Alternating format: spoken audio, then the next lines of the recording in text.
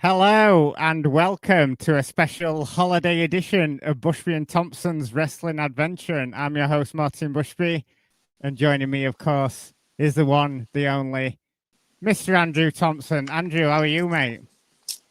Mr. Martin Bushby. It's great to see you, man. Great to be back on the podcast airways with you. You look splendid, my brother. Look great.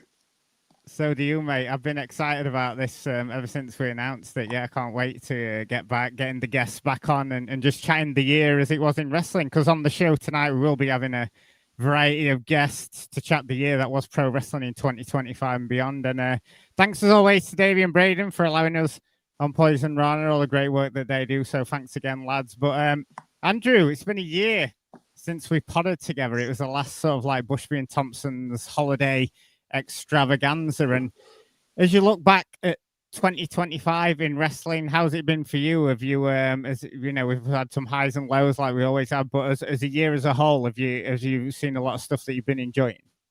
Yeah, I think this kind of like you said, it's been, very some highs and lows. I think that's like the best way to describe it. You can say that about anything, about life. You can say that about, whatever the situation is, you could apply that to anything. But yeah. I think there's been some a lot of stuff that I've enjoyed this year. Some stuff I didn't enjoy in terms of wrestling. I really enjoyed Takeshi's journey through the G1 and him eventually going on to win the IWGP World Title from Zack Sabre Jr. Thoroughly enjoyed that. Like one thing that I have enjoyed a lot is seeing the sort of ascension of this jet speed tag team with Kevin Knight and Speedball Mike Bailey, and especially going on to see them right now do their own thing in the Continental Classic. Definitely enjoyed that. And it's a bunch of other stuff too. But as far as on your end, like what's been, that similar question and answer. It's weird for me because there's been a load of wrestling that I've really, really enjoyed, but I feel like I've been watching less than ever this year, if that makes sense. Like me and my wife went over to Vegas. We initially planned to go to WrestleMania, and then as I was watching the build and the ticket price and stuff, we were like, we'll give it a miss. We'll go to a bunch of indie shows. Never been to Vegas before, so we'll have a great time doing all that. And the indie shows we went to, yeah.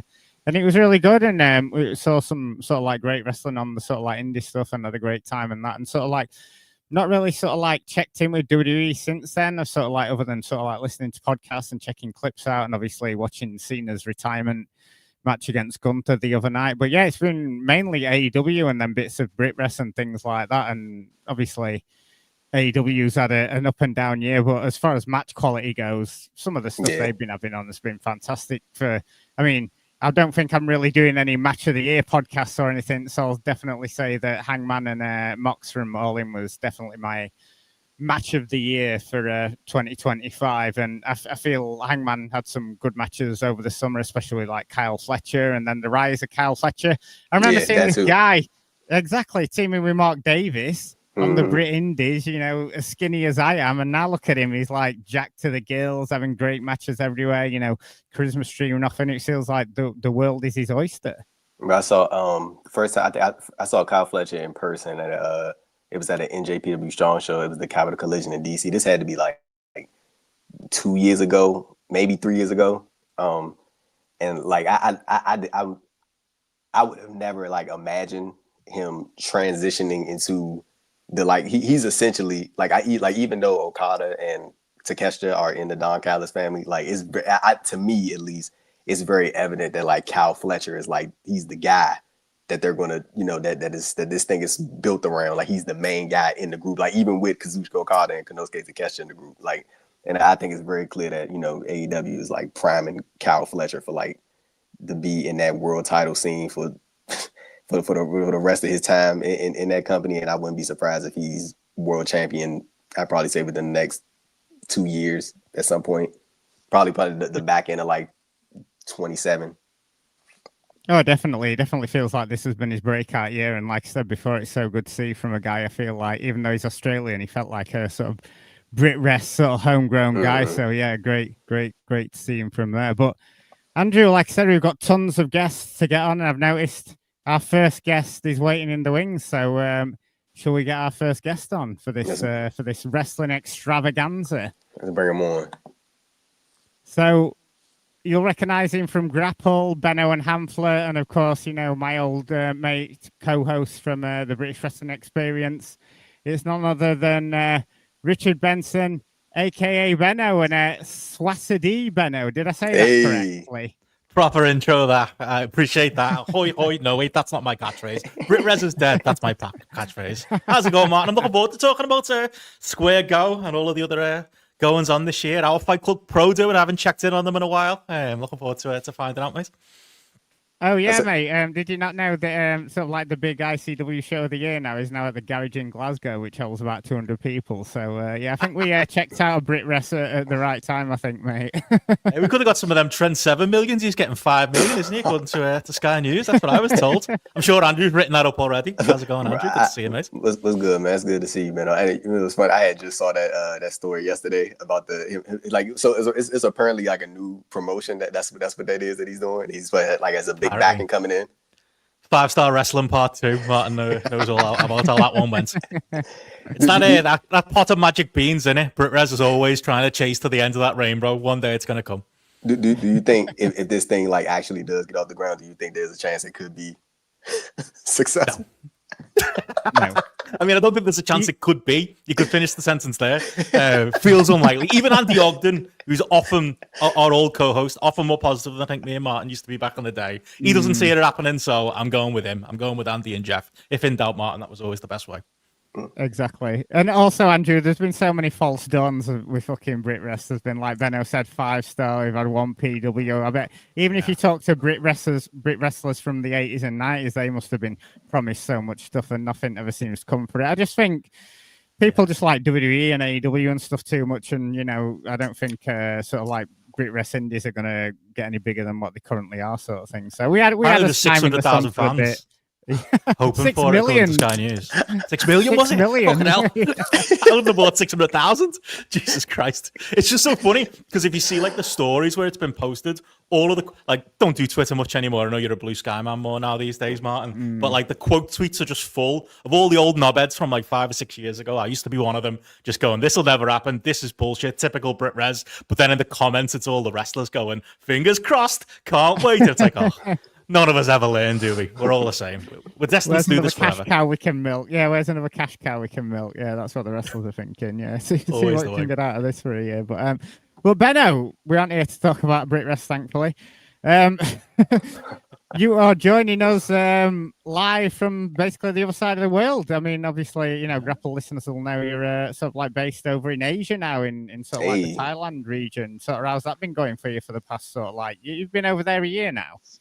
Yeah, it's about 9 months at this point. Obviously, I'm going to be back in January to do some post-Christmas visits with family and such as well, and then I'll be back out here again. But yeah, I'm in Vietnam at the minute, in Hanoi, which I'm loving. Got to have a nice little 30 pence beer here, Martin. You're not getting that in the UK, I don't think. Strong stuff as well. Should see the ciggies too, Martin. 30p for a whole pack of 20. I feel like Steph, when she came to visit me, saved all the money she spent on a flight. She saved back from cigarettes that she bought out here. It worked out quite well. But outside that, no, absolutely loving it. Obviously, the time difference is a bit of a challenge with podcasting and such. It's 3 a.m. here at this point, but I'm used to it at this point. This is usually when we're just wrapping up Grapple shows. But yeah, Thailand was amazing. Vietnam's, probably prefer it just that little bit more, loving out here. It's a bit more rough and ready than Thailand, so I like the challenge of it.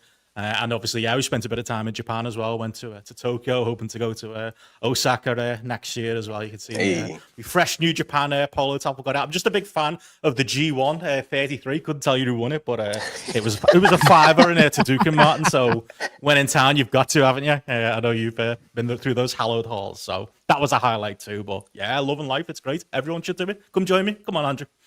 Hey, Benno, what's been some of your highlights of being in Thailand? Like some of your favorite memories, I guess, over this past almost year that you were in the Asia region. Like what's been some of your favorite things so far? It's just the food. The food is the biggest thing. Like I don't want to be one of those expats who's always going on about or immigrants is probably the word we should use, isn't it, Martin? It's a dirty word in our parts, all that. But yeah, like it's the food and obviously the value that comes with it as well. But yeah, it's on another level, really. Like what you can get out there for the money that you can spend comparatively to the UK or the US or Canada, where I know a lot of the listeners will be as well. But yeah, it's mainly that really. That's been my biggest thing. It's been obviously discovering parts of a new culture and stuff like that, and going through like the nice touristy spots like the local 7-Elevens. Big fan of those as well. Big fan of doing all that. But obviously, yeah, more of that really. It's the food, it's the drink, it's the culture of it's been absolutely amazing. I was very lucky in Vietnam, same thing really, but I was very lucky while I was out here in Vietnam to be in Da Nang when Vietnam Pro Wrestling were running a show there. I watched the wrestling show on a beach, and obviously that sounds amazing, and it was amazing, but it was in the middle of pretty much the worst rainstorm Da Nang has ever had. Wow. So I don't know if you showed my videos out there, Andrew, but there was a few floating around. They did all right numbers wise, and it was just literally like these wrestlers trying to do moves and do dives to the outside in like this torrential outdoor downfall with like this beautiful backdrop. There's a beach, there's palm trees in the background, but it was literally the most dangerous thing I've ever seen from wrestling. But he managed to pull it off, the show must go on, and it worked out well. So that was amazing to get to experience that and see a bit of wrestling abroad too. So obviously Japan too had plenty of that as well, but that was definitely close to my heart for sure. Yeah, for sure. I mean, obviously, I saw your pictures and videos of that, and it did look fantastic. Certainly something that you're not going to sort of like experience in many parts of the world, is it? Especially sort of wrestling on a beach in, some kind of fucking monsoon or something. So, but insane. Yeah, it looks absolutely brilliant. But as far as grapple goes, you guys have sort of seem to be going from sort of strength to strength, and always great shows, great review shows, and everything. Can you cover sort of like the breadth, and it's not just the main promotions. You cover sort of like little, especially on the weekend shows and stuff, and the indies and stuff like that. But some things I did want to get into with you. I know that, like me, you're sort of a big Eddie Kingston fan, because we will be sort of like chopping it up with our guest tonight, and sort of like jumping from topic to topic from Wrestling 2025. And he made his comeback this year after sort of like almost a year out, was it? And for me, felt like a bit of a whimper.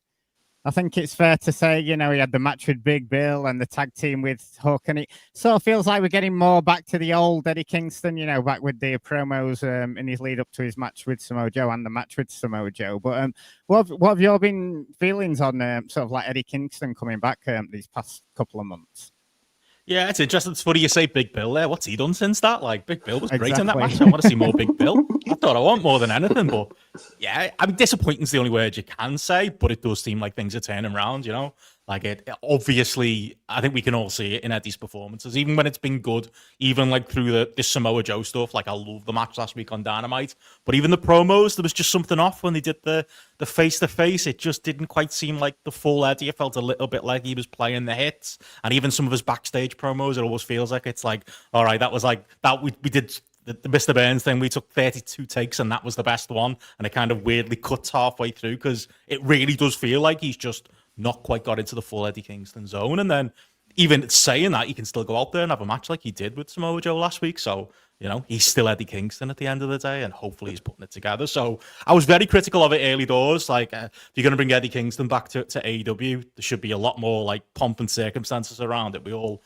imagined it was going to be, he was going to save the day and come after Mox or do something, and he just kind of turned up and he was Hook's tag team partner, and it just was so underwhelming. Maybe now that we've seen a few more weeks of it, maybe I'm a little bit more sympathetic to the idea of maybe not booking him in a big spot, because maybe he wasn't ready for a big spot. You could then also ask the question, well, why bring him back at the time they brought him back? But I think that's what's going on, and I think hopefully, depending on what happens in the UK this week and what happens in the build to World's End, maybe we're going to get something that's more akin to the Eddie Kingston we're all used to. Yeah, so I kind of think with Eddie, I think it's kind of exactly what you said, Ben. Like it was, coming off that major injury that he had. Like he was out since May 2024, and he finally came back. And then, like, I think it's just a matter of like, I think it was just an easy decision to sort of pair him with Hook and sort of work his way back into things. And the Big Bill match, wasn't particularly a fan of that, but again, I was kind of looking at it from the standpoint when he came back. I'm like, dude, he been out for 4 years and some change, and I'm pretty sure like it's trying to get his get his wits about him and everything like that. And I know Eddie, he's going to be working like it's his last year on the Indies next year, and I think he's going to stop November 2026. So to your point, I think maybe we'll probably see some old signs of that Eddie Kingston that we saw prior to, like as he starts to get more comfortable in the ring. Because I'm pretty sure, like, from his standpoint, him being his age, having a major injury like that, he's probably of the mindset, like, I made one wrong move in this ring, and you know what I'm saying? Like, I mean, even though what happened to him, that was kind of more so of a freak accident with the, the suplex to the outside. Like, that wasn't, anything he did on his end. But I kind of feel the same as you, Benno. Like, I think over time we'll kind of see the Eddie Kingston that I guess we all, have grown to want to see. Yeah, definitely. Comes from a place of love. It comes from a place of knowing what he's capable of and what we want to see. And that was not teaming with Hook, and that was not some of the booking we saw in the early days. He belongs with the top guys. He belongs in there with Joe. He belongs at that upper mid-card level. So, yeah, let's hope that Tony Khan sees that as well, because that's always my worry. Does he see him the same way we do? But, again, more encouraging the last couple of weeks, I would say. Hey, Ben, I actually wanted to follow up on that, because you had mentioned Hook. Has it felt like something like isn't like I feel like this, but I want to know if you feel like this would. Does it feel like something isn't like clicking for you with Hook? Like it feels like I'd say over the last like year. I mean, especially since he came back from he had his concussion situation, but it kind of feels like he's not being himself on television. It kind of feels like he's trying to play the idea of what he think Hook is, instead of like presenting himself as, you know what I'm saying? Because like, and even if you compare it to his initial coming out party in AEW, like when he had the as the youngins say, the aura, like, it doesn't feel like that's there anymore. No, definitely not. And I think that's happened like over years, and we've all kind of, the bloom has come off the rose with Hook. And like, get the idea of wanting to do something with him, but like, we had Wheeler Yuta at home. We've got Daniel Garcia at home. Like, we didn't need another stable with an underling who's like the little shitty one who's the runt of the litter. Like, it's just not the role. It doesn't seem like at this point anyway the role he was born to play, and not really a role he properly set him up for. I never believed Hook and Eddie Kingston were going down the bar together. Did you? Like, they never looked like people who'd hang out together. Hook and Samoa Joe kind of feel the same way as well. And they've just not really built it. They've not. There's a story and there's a way you could maybe get to this point, but I just don't think they did it. And like, the idea of Hook being the one to cost Hangman Page's title, like when they've got really no real like relationship with each other, like it felt miscast from the start. And I think most people, even the people who are the most charitable and the most positive about AEW, would probably concede that. And it's over to him to see if he can make it work. And like, I feel the same way. I'm biggest Samoa Joe fan of all time, but he's in a role like this weird cowardly heel champion that I'm not sure is perfect for Joe. But he's still Samoa Joe, so he's going to find a way to pull it off. Do we feel the same way about Hook? I'm not so sure. I'm not sure he's got the chops for it, but there's one way he can prove he does. Thanks to everyone who's joining us in the chat tonight. Interesting question here from one of the chat members. Do you think Eddie is going to be tied into Mox's downfall with the Death Riders? Obviously, they're teasing that, aren't they?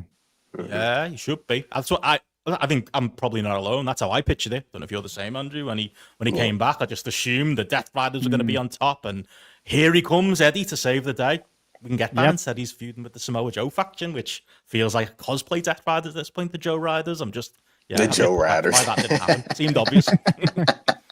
Like I kind of feel the exact same way. I think after the Continental Classic, once that fully concludes, probably like I can see it happening in like early 2026. I think that we'll see some semblance of the Death Riders kind of pushing Moxley to the side a little bit, and then maybe that'll parlay into Eddie Kingston having in his issue with Claudio, and then that sort of weaves its way back into him and Moxley reuniting. Because I mean, for Moxley to be in the position that he is, like I always make sure to give Moxley his credit, because like somehow for him to not have been off AEW TV for like any super extensive amount of time, he doesn't come off to me as somebody like, I'm like, God damn, Moxley on TV again. Like it doesn't feel like that. Like even despite the multiple world title runs and him always being on TV, it doesn't. I'm not tired of Jon Moxley, the character on television. So like I think there's a lot of room for him to make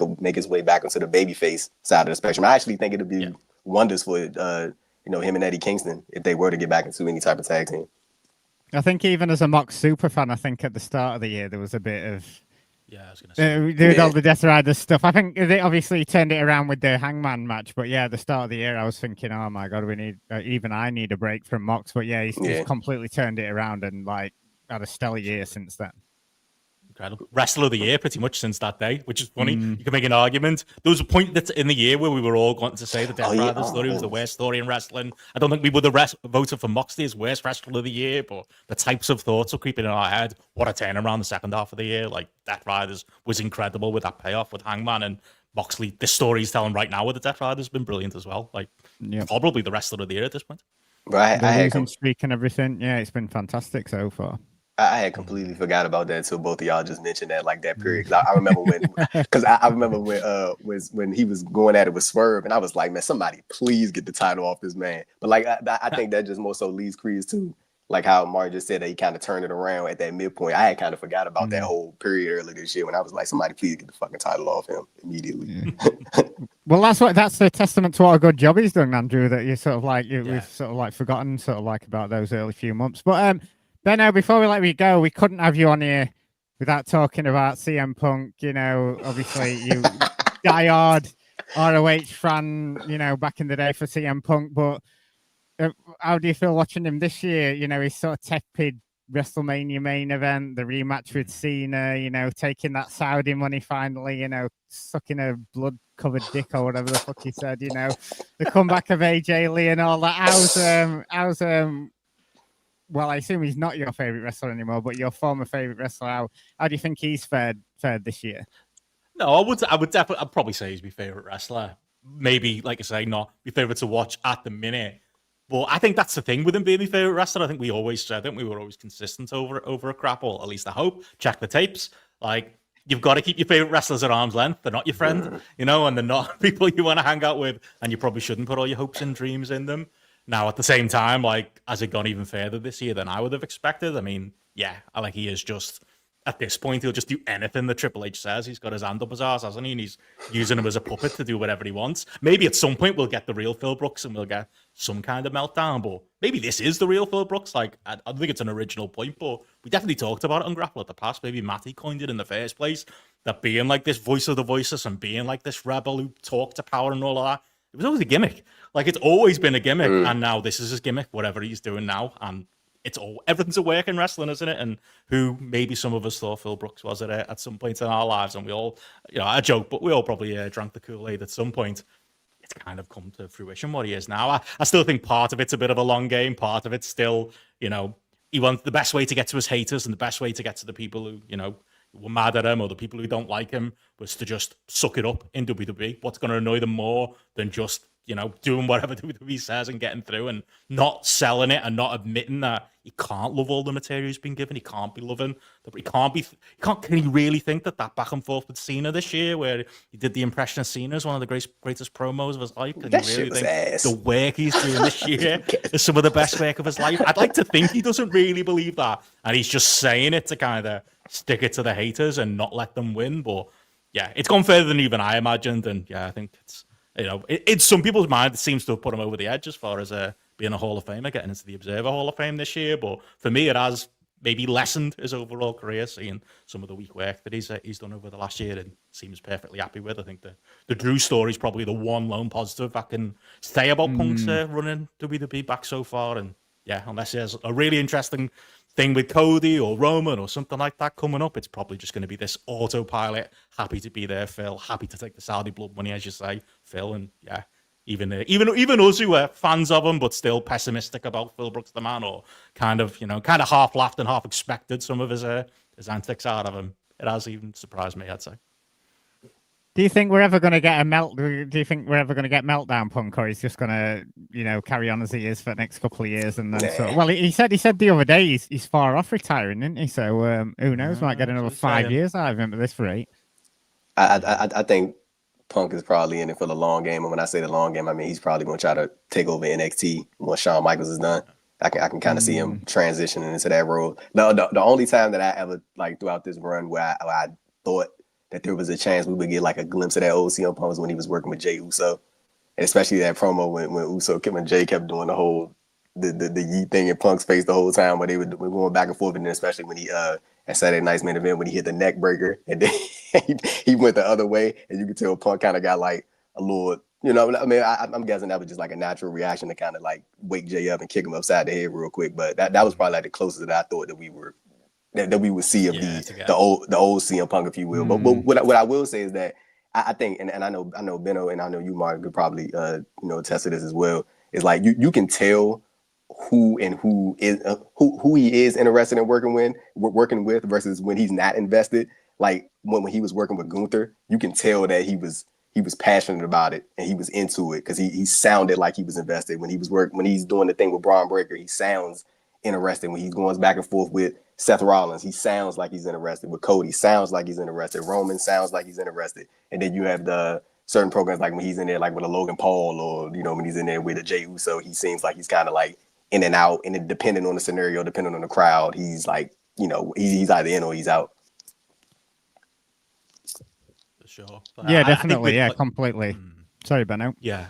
No, I was just going to double down on that, really. I think that's definitely been apparent, especially when he kicked Jey Uso in the head. He definitely wasn't happy with how that was going this year, no matter how many selfies they post together and how happy they seem to be. But like at the same time, I think I agree with Andrew. I just think he's going to take the money until the end of the contract. And at the end of the day, this is a man driven by grudge, and the grudge is always going to be more important than what's in front of him. If we had another meltdown, to answer your question, Mark, and I don't think he'd win. I think with AEW in his mind, he won by leaving the way he did and doing the way he did. I think the way he wins now is to get NXT or is to get Triple H or Shawn Michaels' job or something like that. So I think he's going to have enough self-control, but I want to see it. I'd love to see it and imagine the news cycle, if it did happen, it'd keep us in business for a couple of months. So fingers crossed it does happen. Yeah, well, fingers crossed for you, Benno. And before we let you get out of here, always fantastic chatting to you, mate. Hope you have sort of like a great holiday period. You're going to be out there for like actual Christmas Day then? Yeah, I'll be out here for Christmas Day and Boxing Day, so I'll be watching films, which is pretty much what I do Christmas Day and Boxing Day, and then I'll be home for New Year's. That's the real Christmas. January 4th, that's the real Christmas Day. I'm looking forward to that, so I've got that to come. But yeah, I'll be in Belfast and Liverpool across January, so yeah, can't wait. Yeah, get Planes, Trains and Automobiles on. Yeah, that's a proper Christmas film. Your favorite. Yeah, it counts for us. But, yeah, indeed. But before we let you get out of here, any plugs you want to get out there? Obviously, everyone's sort of like big fan of Glappro. What stuff have you got coming over the sort of like holiday/Christmas period? Oh, thank you. Yeah, obviously we've got our Grappies and Crappies coming up, which are our usual year-end awards. Doing a bit of a 5-to-1 tier list at the weekend as well. I think we're talking the best Christmas food and also the best Christmas film. So that will be a topic of conversation this week. But yeah, kind of business as usual. Obviously, JP taking a little bit of a well-earned time off at the minute just to take care of some personal stuff. But plenty of people filling in, which is great to see. And we'll even have you on, won't we, Martin, in January. So we'll be back on the horse at a WWE reunion. Looking forward to that. And Andrew, keep an eye on your DMs, mate. I'll probably be reaching out to yourself as well. Love to have you on again soon, mate. So yeah, we'll have all that coming up. So yeah, if you're a fan of these guys, hopefully you'll see both their happy faces on the Grapple feeds. Just search Grapple wherever podcasts are sold. Noe, GRAPPL. Excellent. Cheers, Benno, mate. Have a great Christmas and catch you in the new year. Great to be back on with you guys. See you later. See you later. Oh, always great chatting to Benno there. It feels like it's been ages since I've sort of done a podcast with him, considering how many years we did sort of like podcasts together and stuff like that. Yeah, but I remember y'all brought me on the British Wrestling Experience. What was that? Was that 2020? It was it just prior to the pandemic, or as the pandemic was just starting, or I think that was pandemic because I remember it was the Rick Martel. Some we was watching some match. It was some WWF show that we was watching. Me, you, Benno, and Jamesy. I cannot remember. I think that was 2020. Jesus Christ, that was a long time ago. Yeah, Andrew, it was a show from 1992, about 8 years before you were born. I do remember it now. Jesus Christ. We were like, let's get Andrew Thompson on the show to talk about a wrestling show that happened before he was even. My goodness, man. So yeah, it's crazy. But, yeah, bro. Great chatting to Benno. But Andrew, this train keeps rolling on because our next guests are in the wings waiting to come on. And honest to God, Andrew, this is one of my favorite shows of the past couple of years. It sort of came out of nowhere. I sort of like not really seen much about it, and then become a big fan, perhaps more for the banter outside the wrestling, but the wrestling talk is great as well. I mean, when fans usually think of Double A, they think of Arn Anderson, but for us, we've got the Double A of Ali and Annie from Tunnel Talk. Welcome to the show, guys. Hey, Welcome thanks so to the much show, for y'all. having us. Yeah. No, thanks for coming on and happy holidays. We're missing a member of the team tonight, though. Sadly, no Leah. Obviously, you've been in her off for this episode, I see. She doesn't like hanging out with us.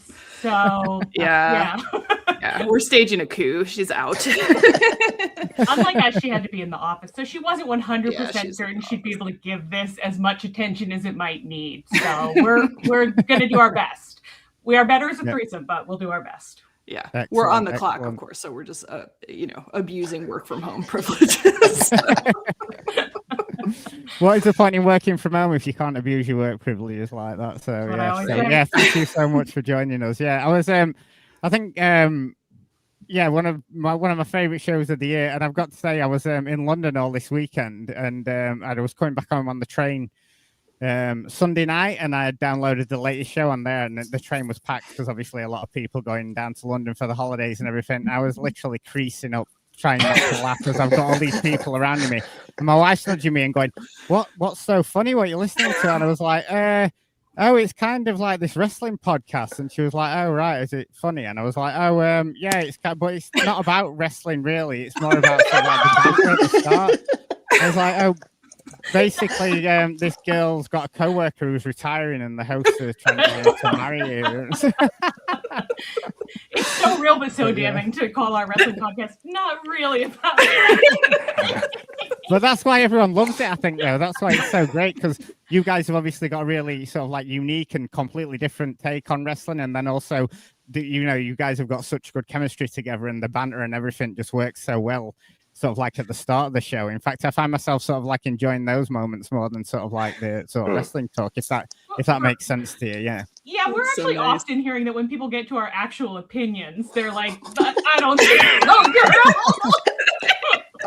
But they love the energy we bring to those opinions. I see Leah's in the chat saying she's missing his girls. We're missing you on the show as well, Leah. But Yeah. What do you guys want to talk about anyway? Do you want to talk? I know you guys love talking about sort of like Swerve's undeniable main event charisma, maybe Absolutely. Yep. Love Samoa those. Joe and his band of incels, Mox's all-time ham run. But the thing I did want to get into is obviously the TNA AMC deal, because I am also a huge Interview with the Vampire fan. Oh, really? That's exciting. But can Really? we admit that the rest of the universe is a bit... I haven't even watched any of the other shows. Yeah. I just feel like superior to them without even having tried to view them. Because that's what I was going to say. If they did do a crossover, it should be with the characters. Rowan Mayfair and Lashley should definitely be appearing on Dynamite rather than sort of like the main eventers. Chuck this sort of like scraps out to them, and sort of like if they did do sort of like a crossover with Dynamite. I mean, sorry, with TNA.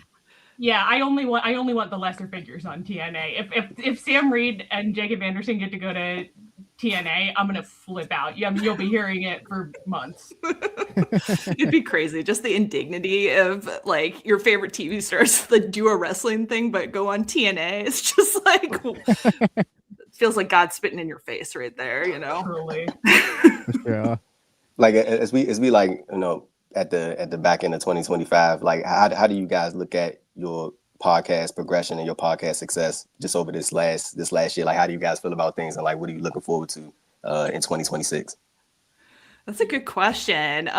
We interviewed the Young Bucks right at the end of last year. So like right at the new year, basically. So that was, pretty huge for us. In terms of weird. A year. Very weird. It's been a good year. We got to go to All In Texas this year. And like we got to meet a bunch of the people on our podcast network, and then like a bunch of listeners too. And like that was so fun. And you just sort of like, I felt very like, oh, I didn't notice that we've been building community this whole time, but we have, and it's so nice. Yeah, it was like the nicest time. Is that one of the most like exciting things about cultivating the community that you guys have, is like seeing individuals in real life? It's like, oh, these are like, these people like really, they pay attention to what we do and they hear what we say. Like, is that probably one of, I would say, amongst the top things for you guys, is like seeing like the results of your hard work and seeing individuals like care for what you got to say. For sure. It was incredibly nice and incredibly surreal And I think like just kind of drove home something that we also experience just online, where the nicest thing about anyone saying they listen to us is we have people who listen to us and are like, most of the like podcasts I try to listen to or people I try to read, like don't really seem to understand like what I'm interested in wrestling for, but you guys are expressing what I'm interested in. And that's the nicest thing, is to be like, oh good, it's good that some fellow minded freaks are getting to hear, to have a little bit of representation out there. Totally. It's sometimes very alarming that sometimes people like quote things we say and stuff, and it's like, oh, I don't know if you should listen to anything we say ever. Oh, you weren't supposed to hear any of this. Oh yeah, our friend Chai Mothboy in the chat said 2025 was our inaugural Best Bods tournament. Oh my gosh, that's right. We did a March Madness, just bringing the most sober-minded wrestling analysis that you can imagine to the. We're gonna have to think about that, because I was just thinking about the 2026 Best Bods, and I was like, well, a lot of the bods are the same, so we're gonna have to think about how to. I think you said, Ann, you wanted to do Connie rules, maybe. Yeah, we're gonna do Connie rules, like round robin instead of elimination brackets. Okay. So we'll see what that brings to the mix, you know.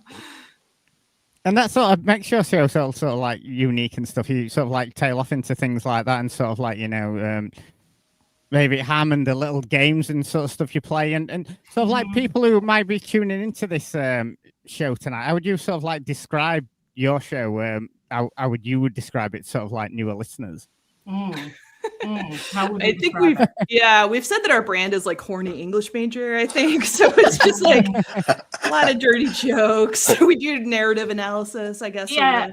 I think we'd like for it to be a bit of a toss-up. So some weeks you'll come on and you'll hear hopefully a fairly astute analysis of something that you might not hear on another podcast. We can't really assess the moves that well, but we are fairly good at expressing why we think a storyline is or isn't working. And then some weeks you come on and it's just ungodly repulsive jokes the whole time. And you have nothing smart to say. And you shouldn't know before you show up what's the case. But then also on a more, you know, concrete, practical level, it's an AEW recap show. So if you watch the product, or if you don't, we've heard, you can just get a sense of what's going on week to week, or how we perceive what's going on. Sorry, Andrew. No, you go ahead, man. You go ahead. Well, what I was going to say is one of my favorite things that you guys do is sort of like taking sort of like maybe stories that have come out and people have sort of like not looked into too much depth. And then you guys are like, yeah, but what's the main story behind here? And why aren't the real questions getting asked? So I distinctly remember, was it Sting's son training at Darby Allin's house or whatever? Yeah. And then you were like, but why is Sean Ross Sapp not asking the real questions? Like, what are they all living in tents in the backyard? And then he never did. He literally never did. No one ever did. It was the funniest story, because like the little tidbits they're reporting, like, oh yeah, they're living in tents in Darby's yard, and then everyone just seemed content to leave it at that. Like, what are we talking about? What's the schedule like? Like, what are the meals like? Like, come on. I hate to, you know, like paint with a broad brush, but I've never met a lazier bunch of journalists than the journalists in the wrestling space who have no interest in tracking down interesting and perplexing stories at all. It's all just like, Karrion Kross, is he going to stay at WWE? I don't give a shit. You have a tent story on your hands. Focus up. Like, imagine hearing Sting's son is living in a tent in Darby's yard to like be on the wrestling grind and just being like, oh, okay, no follow-ups. No follow-ups. I have to respond to a DM from Karrion. Sorry, Karrion. Did we discover that Darby was like breeding dogs in the same house or something like that? What the fuck? Hold on, what? Yeah, he had a bunch of pugs, his brother's pugs, and there were a lot of puppies. But I don't know if these weren't two unconnected stories, but no one asked if the pugs were still there. No, they were connected, but nobody asked the question. It's literally the closest I've ever come to trying to get into like a wrestler's DMs to track down news stories. I was like, do we have to become journalists? Which we are not. I feel like wrestlers should be so lucky as to get us in their DMs, because it's like, we're not going to be asking about the thing you don't want to talk about. You're going to be asking something that you didn't think anyone would ever ask about. You know? For sure, we should be journalists. Perhaps that was a present. You'd graduate from Derby's backyard wrestling academy and receive a pug as a sort of like gift or whatever. That could have been. Okay, you're cooking, Yeah. Martin. You are cooking. I love that line of thought. Yeah. If you could look out into like the world of wrestlers and know who trained in Darby's Tent City just because they travel with a little pug everywhere, that's transparency. There you go, Andrew. You need to have a word with the higher ups at Fightful. These are the real questions that need to be asked and the real stories that people want to know about. I try to pass it along for sure. Thank you so much. If we can get answers even at this late stage, I would. I know, it's never too late to correct a mistake. Yes, I think Sting Son's been doing dark matches or something for AEW now. So if if we see him do a Cody and come out with a sort of like full grown pug, then we know where that's come from. That'll Don't be we? our Yeah. clue. And then that'll be our guy for life. Yeah. So guys, we're sort of coming up to this sort of the end of the time, I'm afraid, Andrew, but before we get our next guest in, but thank you so much, guys. Always a blast talking to you guys. I know we did when you came and helped me out on the charity show before. Two last questions though. Any major holiday plans and plugs for any guys who've sadly not had a chance to take your podcast out? Oh yeah. Well, sorry, very specific question in there, wasn't it? I think we were both like, "Who's going to do the damn plug?" Wait, why don't you plug what we have coming up? Yeah. So we're gonna be on Trish and Sarah for their Trish and Sarah holiday extravaganza that comes out, I think, on the 23rd. So that's an exciting crossover episode where we really drag them down to our level. So that's way down. Really exciting. Yeah, way down.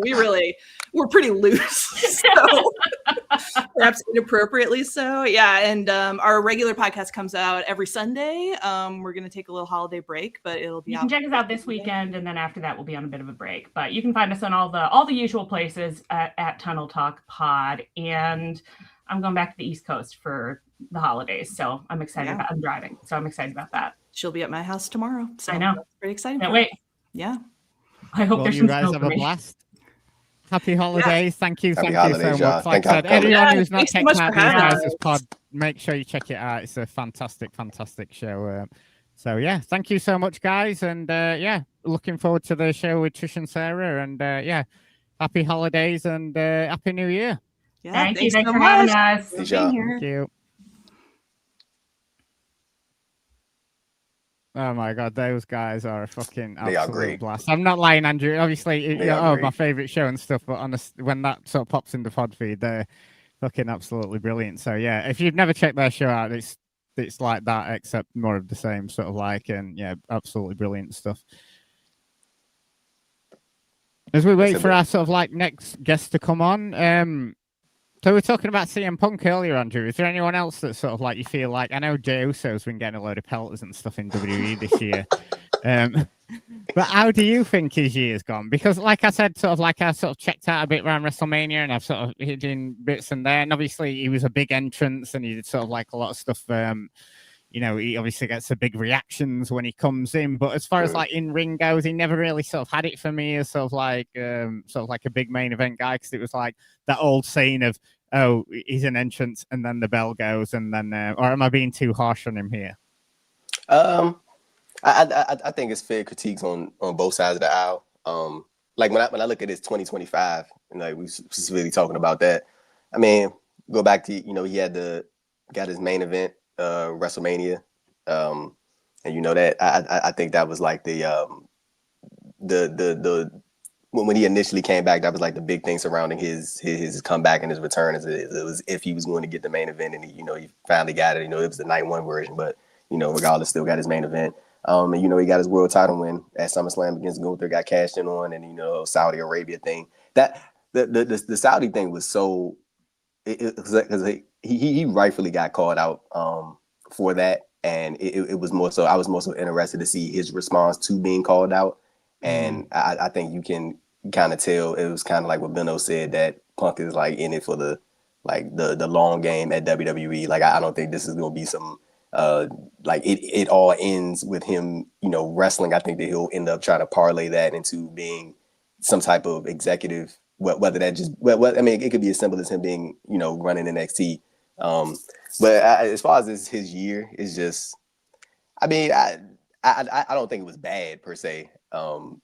I think it was fine for what it's been. The whole Saudi thing, I think that kind of clouds a lot of stuff, because I think just for so many years, a lot of people have always looked at Punk to be that like an outlier, or the individual who speaks out against certain things, and again, I think it's because that's the reason why that bothered a lot of people is because he's taken that stance for so long, and I think people have grown accustomed to expecting him to have a certain take and a certain when it comes to things as such, to for him to be on one particular side of the aisle versus the other.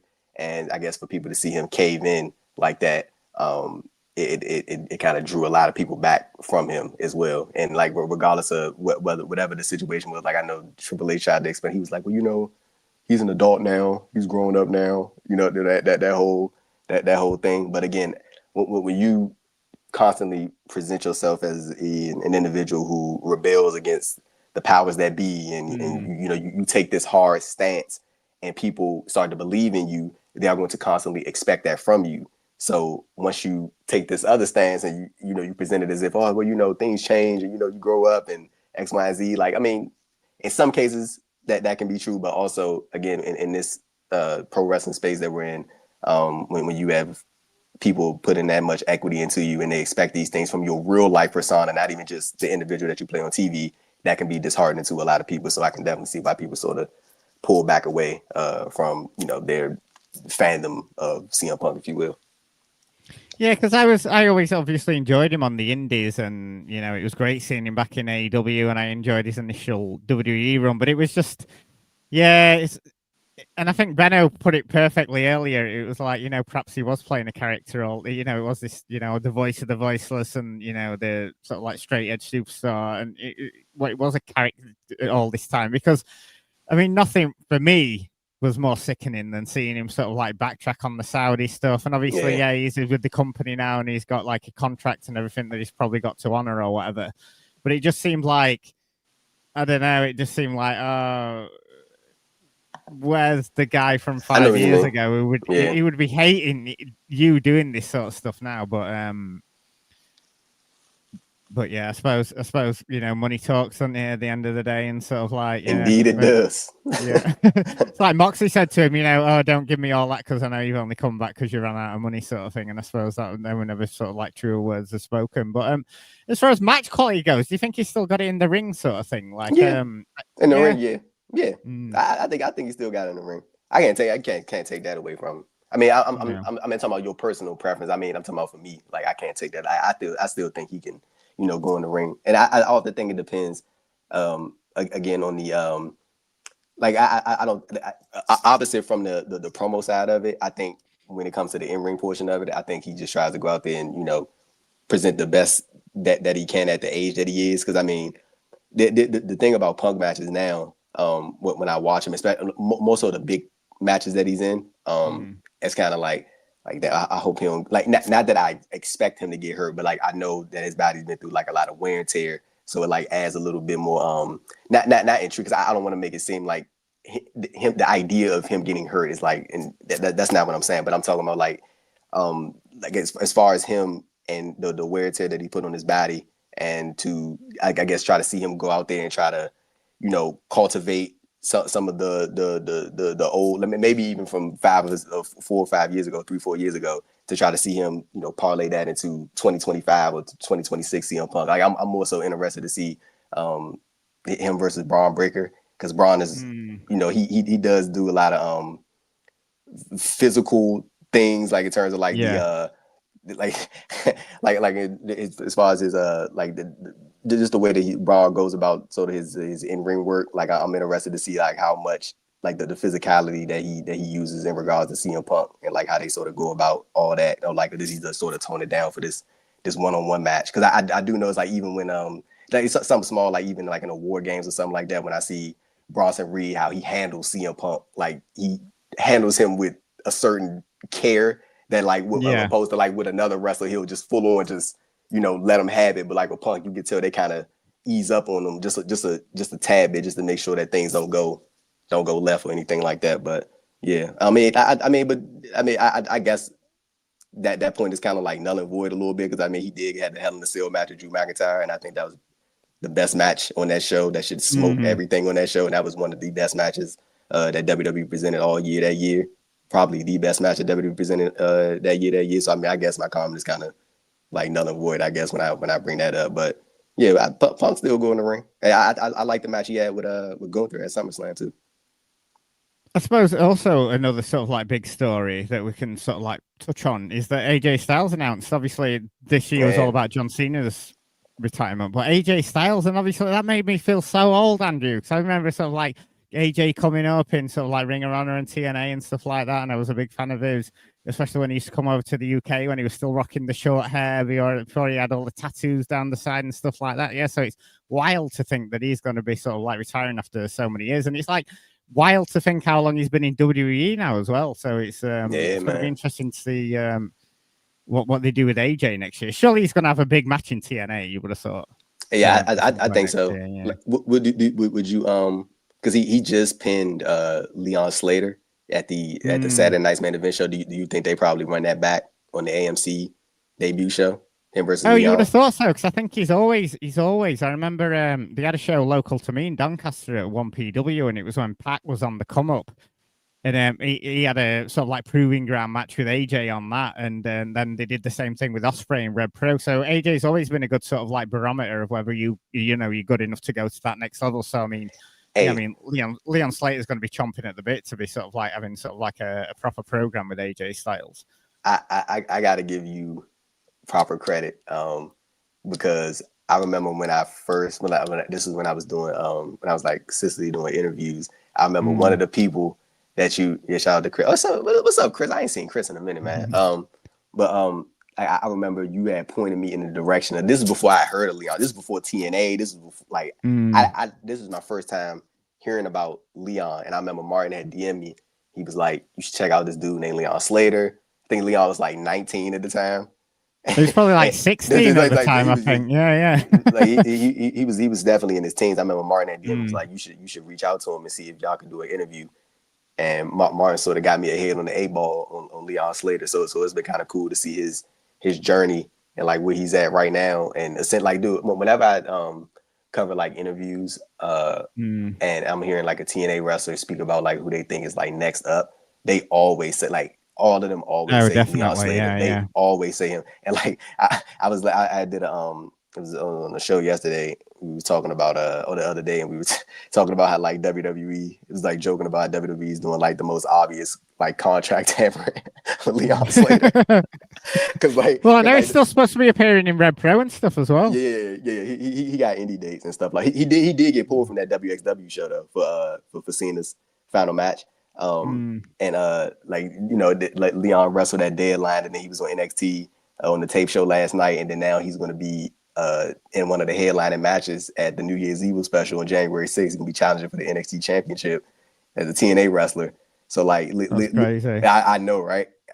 So like when I'm seeing that, I'm like, you can tell that WWE, they got their eyes on Leon. And the dude Carlos Silva, he said, the president Carlos Silva, TNA president, he said something crazy in the interview. And he was like, I think it was on Off the Ropes, the podcast, and he said that if a TNA wrestler wants to get the WWE, he'll do his best to like make sure that they get there. And I'm like, you.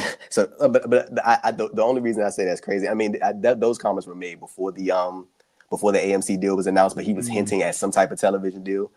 But still, even with that thought process in mind, I'm like, dude, you have your own new television product that is about to kick off in 2026. I mean, again, even though this wasn't announced yet, but he was still hinting that something was coming. Yeah, you would think that you would be of this mindset, like, I got to retain my people, like my top talent. I need to make sure everybody stays, because I mean, you can't keep. I'm not saying you can't rely on the talent exchange, but you should also want to make sure that you got top people of your own who want to stay in TNA, and they're not looking like, oh man, well, I'm gonna do a couple years here and then I'm over there. And I mean, even though they can still cross back and forth, you would still, want them to be under contract to your specific company. Definitely. Yeah, it's mad to think I saw him in a nightclub sort of like 5 minutes away from my house when he was 15 years old wrestling. So yeah, all the power to him. But Andrew, Joining us next, our next guest is up in the room now from Post Wrestling and his regular appearances on the SmackDown reviews and of course the Wellness Policy. This is who I It's the think it is. voice of Post Christmas. It's everyone's favorite. Mine and your favorite. It's Mr. Neil Flanagan. Neil, welcome to the show, mate. Merry Christmas, happy holidays. Merry Christmas, guys. Look at Hey, this there's guy, Andrew. man. Look at Andrew, this my guy. man. I miss up? Andrew. I miss What's up, Andrew. bro? It's everything's great, but I miss you, Andrew. Don't get me You too, wrong. man. Jack Wannon, he's great. The Shout out to Jack. Jackster, That's the my Wan guy, man, man. he's tremendous. He's wonderful.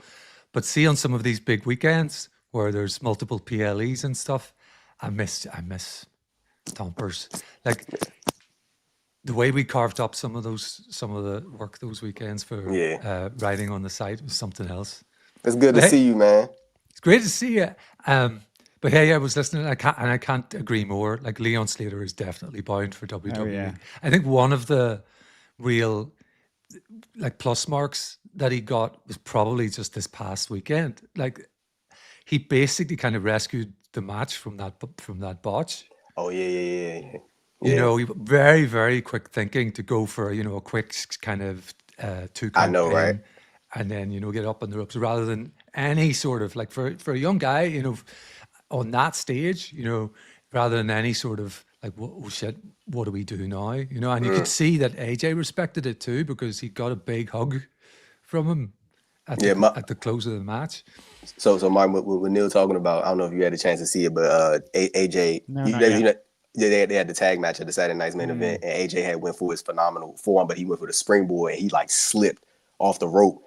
And instead of like Leon waiting around, like he bolted over to AJ and like went to go pin him, and then gave him some time to like, you know, recoup and recover. So like I had completely forgot about that, but yeah, that was a solid move by Leon for him to be him and Javon Evans, man. That's like there is so much like mileage that I think is going to be gotten out of both of them, singles talent and tag team wise. And it was funny to hear that that comment.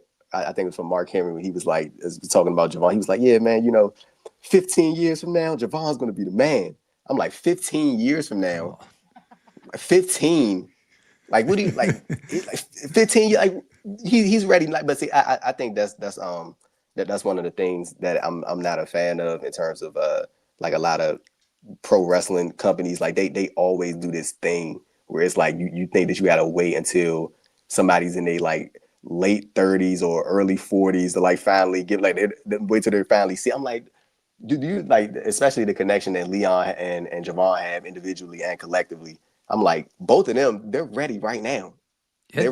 They're ready. It's just a matter of you positioning them in the right spot and making sure things go smoothly. But like how Neil said, like and Maddie B said in the chat, like that was incredible instincts by Leon.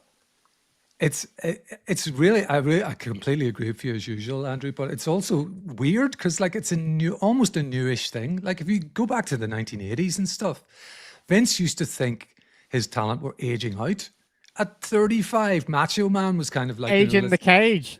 Yeah, incredible, you know. And now, like that's not nearly old enough. You know, you might get out of NXT and onto the roster, you know, in your mid-30s. It's kind of crazy, you know. But yeah, I completely agree with you on that score. And I think there is a lot of mileage in the two of them. Perhaps I could see them being. Well, Javon will probably get the call first, and then when Leon's contract is due, I don't know when that is. He's going to WWE. He's going. I could see them. He's going to WWE. Yeah. And you could see them pairing them together, and then maybe having them, you know, have a feud together as well. You know, you could do the sky's the limit with those guys. I was just telling Martin right before you joined, when I saw him when they aired the tape show yesterday, and I saw that he won the 4-way to challenge Obafemi for the NXT title in New Year's Eve, I was like, yeah, brother, times are ticking. I was like, yeah, he's on his way out. Like, and I'm not. I don't think that it'll be like some big dramatic thing. I think that TNA will try to retain him, and they'll try to, you know, be like, man, like you getting close to this TNA world title, like just stick around, hang with us type of thing. I don't think he'll go like immediately, but I think by the time like Leon's probably like 25. Like, you know, I think he's, you know, he's out of there. Yeah, for sure. So it's great having the two post reporters, as Matty B put earlier, the dream team. That's the my former guy, dream man. team of post wrestling. The reporters back together. Let me say something real quick. Neil was one of the best people that I've ever worked with in news writing space. Martin, I'm telling you, this dude, like, I'm talking about anytime. Bro, I remember one time I was having issues with my computer, right? And again, I always make sure to give Neil his proper flowers because he's in a different time zone. And like I always told him that. I'm like, dog, you're in a different time. Like these shows are like 9 o'clock at night my time. It's like fucking 12 in the morning, 1 in the morning, 3 in the morning where he's at, right? And I remember one time I was having some issues. This was the NXT after WrestleMania. I'll never forget this. This was April this year. I was having some issues with my computer, and I was like, my thing would just not work. I don't know what. I think I had some update that wasn't going through, and I had messaged Neil. I was like, dog, I can't. My computer's like acting real buggy. I can't do nothing right now. I can't cover NXT. Neil hit me back immediately. He was like, I got you, and I'm like, thankful for this man. Thankful because my computer and get right until the next day because I had to go through this whole update thing. But like it was just it's been multiple instances, more than I can count, like that when I've been able to contact Neil and be like, hey, can you take care of this? Or if it was a PLE or a pay-per-view or whatever, I'd be like, hey, can you take this one? I take that one. Or hey, can you fill in for me? Or X, Y, Z. Or if it was a specific day on the weekend that I needed, and Neil be like, yeah, I got you, or vice versa. He was always there, bro. Like always. So like, I always make sure to give Neil his flowers, bro. That's one of the best people legitimately that I've ever worked with in the wrestling news, right? And one of the most dependable individuals that I've worked with in the wrestling news space. So yeah, shout out to Neil, man. I have a tremendous amount of respect for Neil as a news writer. He's a great person as well too, from the personal conversations that we've had throughout the years. The checks in the mail. I was gonna say, yeah. You used the phrase vice versa there, and I'm going to as well. It's absolutely worked both ways. You know, there were times when I was sick, or there was times where things come up, and Andrew would again just jump in there with both feet and take over and say, "I've got you." Like, you know, it's an amazing guy to work with. Oh, that's beautiful. That's beautiful. Neil, have you got to shoot off? Because I was thinking we've got our next guest in the waiting room, a sort of fellow writer, Chad Gelfand, who we're going to get on the show in a minute. But I kind of feel like there'll be a crossover discussion about sort of like some of the things you guys have been watching. If you won't mind staying on, I can stay. Joining Chad in that discussion. Excellent. Well, without further ado, let's get our next guest on. He's a contributor to Fanside DDT, Heavy Sports, and many, many more. It's Mr. Chad Gelfand, if he's there. Hey, what's up, Chad? Thanks for joining us. Apologies, mate. How's it going? That's my guy, man. What's up, Shay? How you feeling, bro? Good. Good to see you, man. Yeah, good to see you guys too. Good to meet you, Chad. We've not met before. Good. Nice to meet you, Neil. Virtually meeting for the first time. Yep. Excellent. There you go. The Bushby and Thompson Wrestling Holiday Show, bringing people together. Hey, Martin, I'm about to say, Chad, one of the OG. Well, we got two of the OG people from the Bushby and Thompson wrestling adventure. Oh yeah, I think it was King of the Ring 2002, and then Royal Rumble 2002. Yes, well remembered. Bro, I will never forget when we did the King of the Ring show, Chad. When we read the Chris Jericho's blog post about why people were upset about the match with Rob Van Dam. The potentially return to WWE, Chris Jericho too. Yeah, man. Shout out Ray. While we've got you both on, I know there was a couple of sort of like points that you wanted to raise, Chad, some of your favorite, and it's kind of leads into Andrew and Neil, the discussion you were having before, not only about the sort of like the NXT, because it's not a show that I really watch, so I'm interested in your guys' three's opinions, and I know, Chad, you definitely wanted to touch on. And these guys have been talking about the rise of Leon Slater, but the rise of Obafemi and Javon Evans and what great sort of like 2025s they've had, Chad. Yeah, I think they've really established themselves this year as like the future of WWE and like guys that are like can't miss prospects. Like you see like Obafemi, I think he's like one of the most like well-rounded wrestlers that's come to WWE in like maybe the past decade. Like you see like his presence, his mic work, his in-ring work, like everything about Obafemi right now. Like you can see him being a top guy. And then you see Javon Evans, and he just has like a charisma that you can't teach. Like he also has like an athleticism that like makes him stand out, but he also has like a personality that people can get behind as well. He has like a Jeff Hardy type of quality to him, where you just have like a unique type of charisma to you. Hey, Chad, do you think one of the more appealing things about Javon Evans is that he's allowed to be like authentically himself? Like it doesn't feel like he's playing Javon Evans. It feels like he just is Javon Evans on TV, and I know he's even spoken about that like in media appearances when he talked about like he doesn't get promo material that doesn't sound like him. Like they kind of let him sort of work it out however he feels and convey that to the audience. Like, do you think that's probably one of the most appealing things about Javon Evans as a wrestler? Yeah, I definitely agree with that. Like he seems like he's like unscriptable. Like a writer couldn't really like capture his vibe on like without his like input into it. And I think that like you see that on TV as well. That he like that makes him stand out from like other people, where it seems like they're just like kind of like reading like directly from the script. In NXT, you kind of expect that because like this is like they're new to this. This is their training ground stuff, but I think that also makes him stand out from other people as well. That he seems like he's authentically himself. What about you, Neil? Is NXT something that you've been checking out much of, and sort of these guys Obafemi and Javon Evans? Sometimes I only catch the highlights that they put together the day after, because Andrew was saying about my sleeping habits, and they are kind of late. But in the beginning of the week, it is difficult for me to stay up on a Tuesday night until like 3 a.m. just to watch NXT. So I don't catch it live very often. But I always watch their specials, and I keep up with what's happening because I need to for the news. But I'd completely agree with Chad that Javon sort of really stands out. Oba's another one who really stands out as a presence on those shows, and there's an authenticity to it that some of those backstage segments just don't have. You know, Yeah, they're very scripted. Hey, Chad, did you get to see what happened last night on the tape show with Thea Hill? Oh yeah, that was a whole mess. Martin and Neil, did y'all get a chance to see that? Yes, that I saw. No, I didn't get a chance yet. No, dude. So again, this was I think this was a tape show. I mean, no, this was a live show, and they taping the next 2 episodes today. My bad.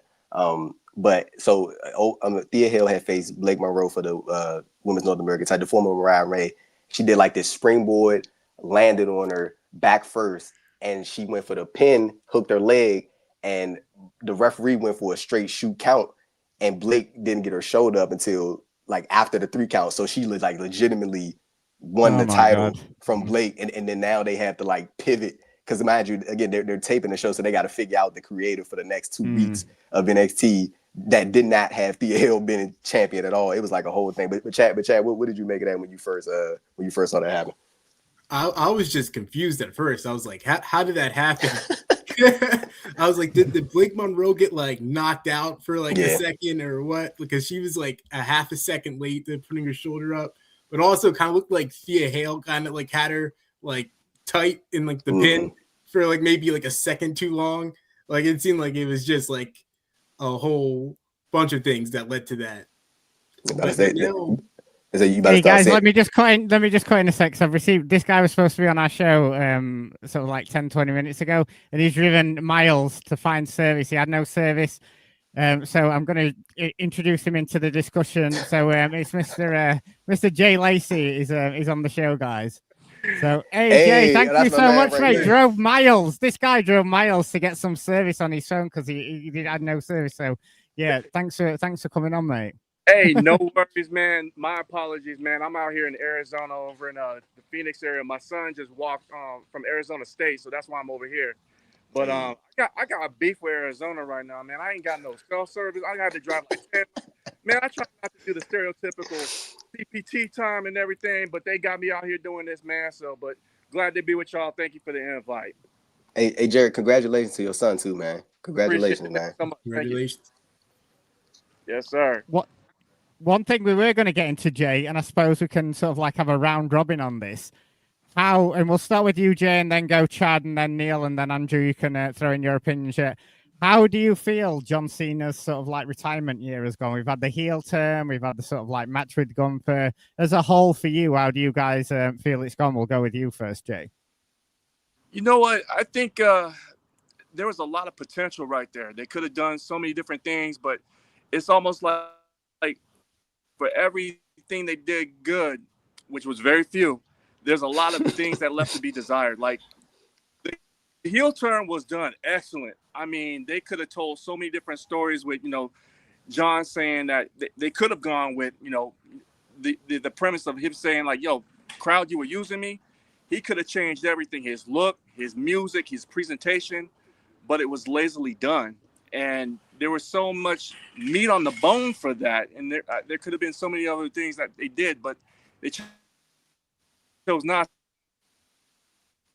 to. But in totality. Oh no, okay, I think we're losing him. It's that fucking signaling. What is wrong with Arizona? I know it's because they've got some masts. I say you could tell his connection shot down. There you go. In terms of his career, I mean, he's the wrestler in the WWE's aspect. Jay, we're losing you, mate. Oh no, gutted. I agree. You can't take the career he's had from himself. Sold the Make-A-Wish things that he's done for man. But I am happy that he did tap out, because the man that said never give up, gave up. You were breaking up loads for there, Jay, but the point stands on that one. Yeah, Mike, thank you. Yeah. But yeah, I agree with everything Jay was saying there about John Cena, how the heel turn had so much potential, but they just seemed to like botch it like every step of the way.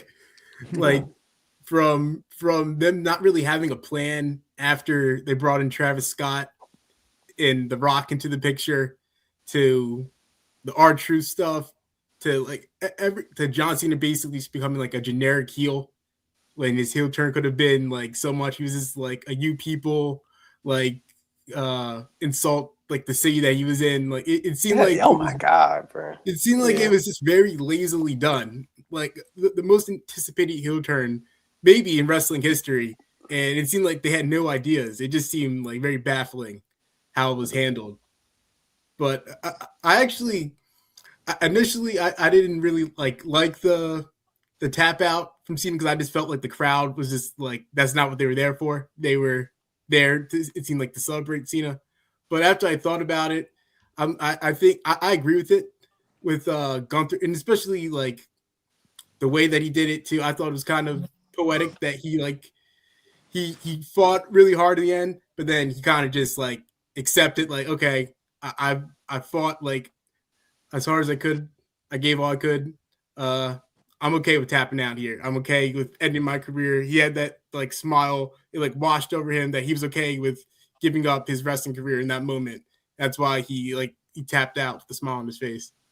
Hey, Chad, just a follow before we pass it over to Neil. Do you think it bothered Triple H that he got booed? Oh yeah, see, that's partially why I liked it too. Triple H was getting booed. I was like, the one decision that I actually agree with that he's made in the past 2 months, and he's getting booed over it. So I was like, I'm okay with this. This is for the 10 other decisions that you've botched. But yeah, I think Triple H. I think he kind of got flustered there too. You kind of see it on his face, especially in like the post show, that he was not anticipating that whatsoever.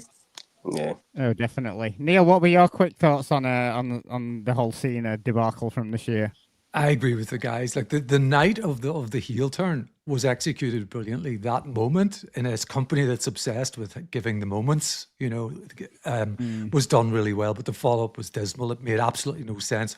How did The Rock figure into all of this? And Travis Scott, and then the actual heel run was poor because, as Jay was saying, just and Chad, the you people, very generic heel thing, and it didn't give the people what they wanted on his final tour. People who had paid a lot of money they wanted to sort of celebrate John Cena, in his final run. So all of that wasn't great. I also, just one other note. I know they're building Brock up for something big in the coming year, but I really hated that destruction of Cena at WrestleMania in that opening match. I really didn't like it, and it's not just because I dislike Brock, which I do, right? But I just thought it was bad booking. Yeah. And as for the tap, I was on the fence too. On the night, I didn't like it. I thought the never give up guy gave up. What about the kids, man? And maybe I'd rather he passed out. But I've been thinking about it since, and it's it does a lot for Gunther, that's for sure. Exactly. Yeah. But guys, it's been great having you guys on. Jay, thank you so much. Your connection was all over the shop, but thank you for making the attempt, and thanks for coming on, mate. But really appreciate it. Right. Before we get our next guests on, Neil, plugs from you, mate. Plugs, the wellness policy on Post Wrestling, everything Post Wrestling. Just go to postwrestling.com and check it out. Cheers, Neil. Chad? Yeah, you can just check my articles out at heavy.com, heavysports.com. I write about the Seahawks, Ravens, and Panthers. So check them out. Yeah. Excellent. And Jay, if we can get you. Yeah, I'm steady for right now. So you can check me out on the Nefarious Network. I'm on the show Ring Theory with Gerard Brown. Great show. Yeah. Check us out. Follow us on YouTube. Check me out on Instagram at Jarek_wins. And thanks for the invite, guys. No, thanks for coming on, mate. And thanks appreciate y'all coming on, man. I know you've had a lot of things. And thanks, Chad, and thanks, Neil. And you guys all have a great Christmas and a happy New Year. You too. Yep. Happy holidays. Merry Christmas. Peace, y'all. Merry Christmas. Thank you. You too, mate. And Andrew, we have our next two guests on now.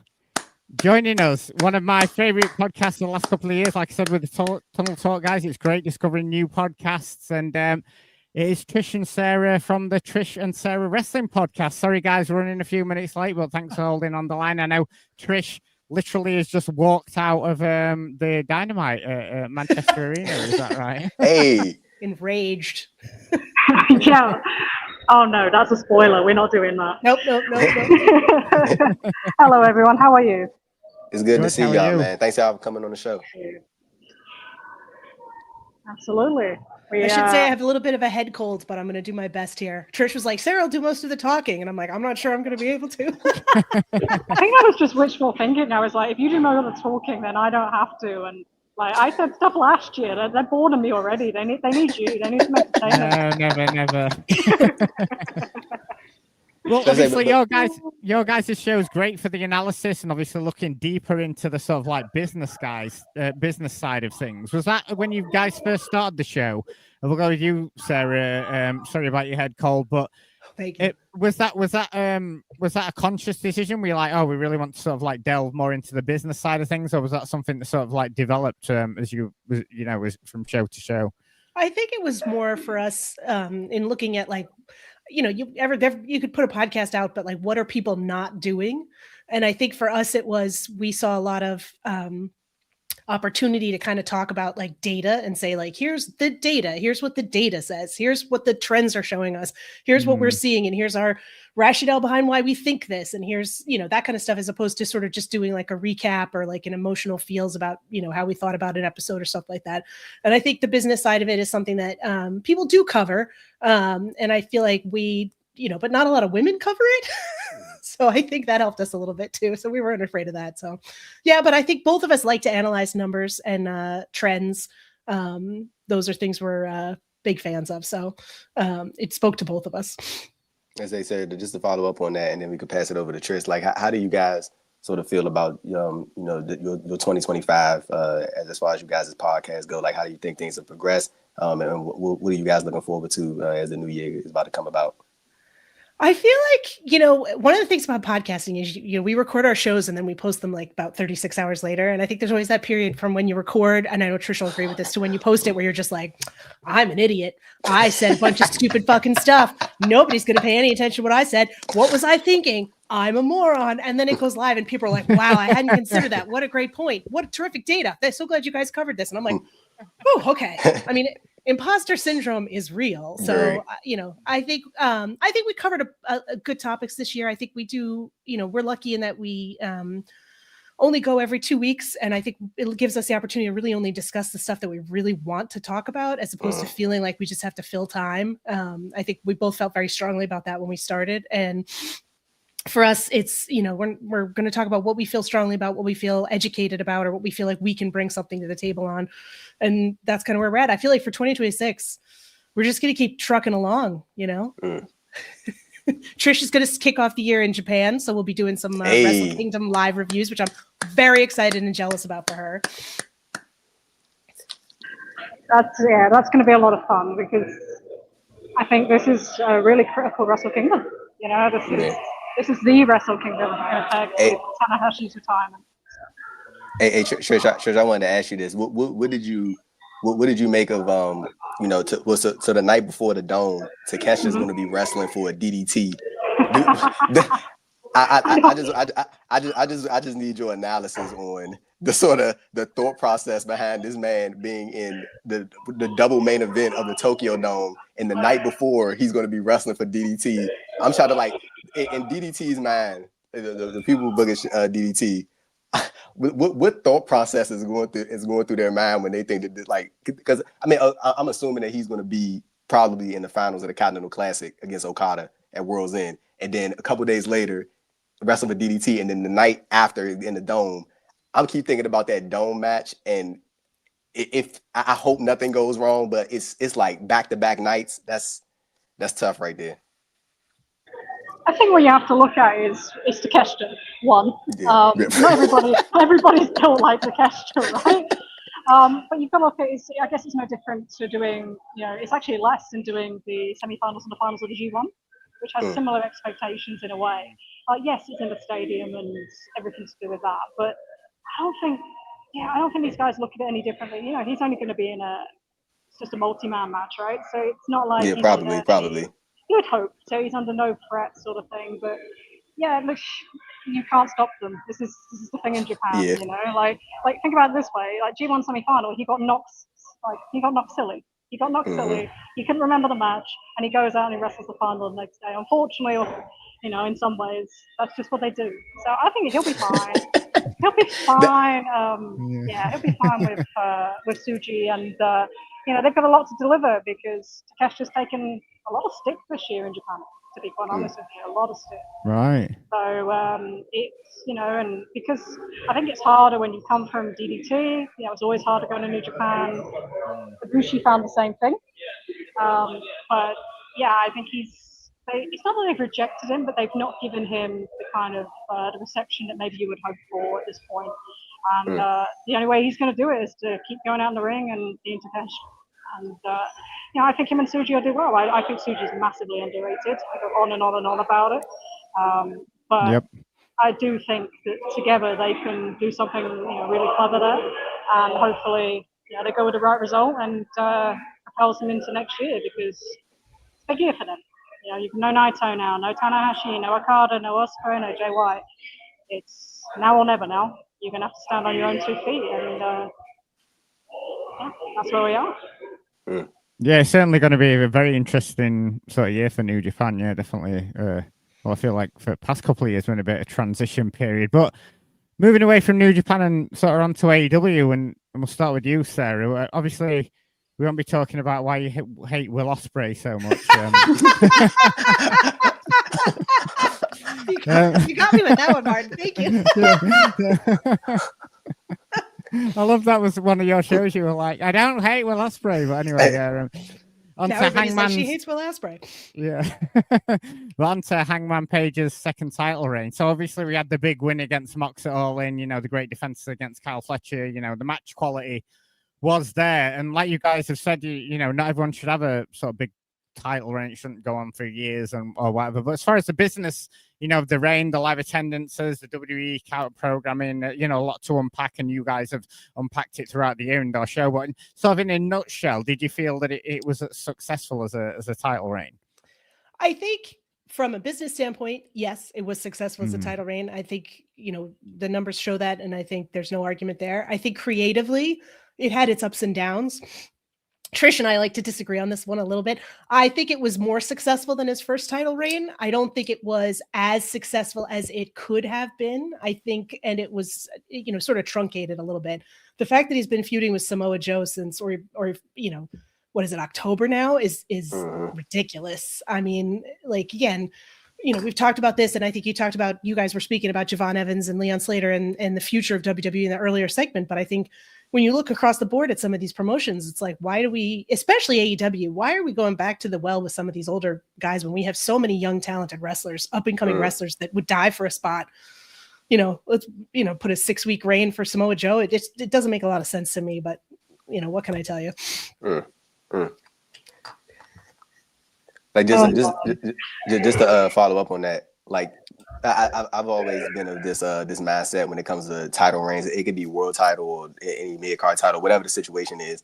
I think that people have grown like very accustomed to like every championship reign needing to be like this long crusade over the course of a year. I'm like, dude, things can be like you can get like a good 2 months in, 3 months in. It can be effective. You can get a bunch of feuds in, but get a couple title matches in. It does not have to be this trek through like a whole year's journey. I agree with that. And I think when it comes to Hangman, if we'd seen a better quality of opponents for him, I think the Fletcher feud was fantastic, which we definitely agree with. And I think the MJF match was very good. I think the build up to that was sort of hit or miss for me. But I think, the Samoa Joe stuff is Look just... at Trish. I know.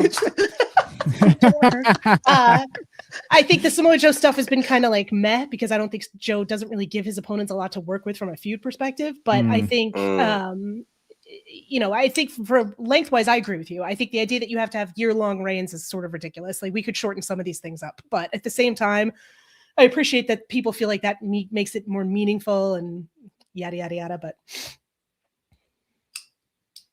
Trish, Hangman Adam Page. Yeah. I had no issue if they'd done a short reign. I just thought that if you're going to do a short reign, then he should be the focus of the show in the way that they do other people in the song. And he wasn't. He had 5 weeks where he was, and then he wasn't. And that it was very much, he was on the back burner, and they were very much, who do we find for him next? They had no plan, which is pretty much inexcusable. Outside of MJF at the end, it was pretty much inexcusable because you've had since May.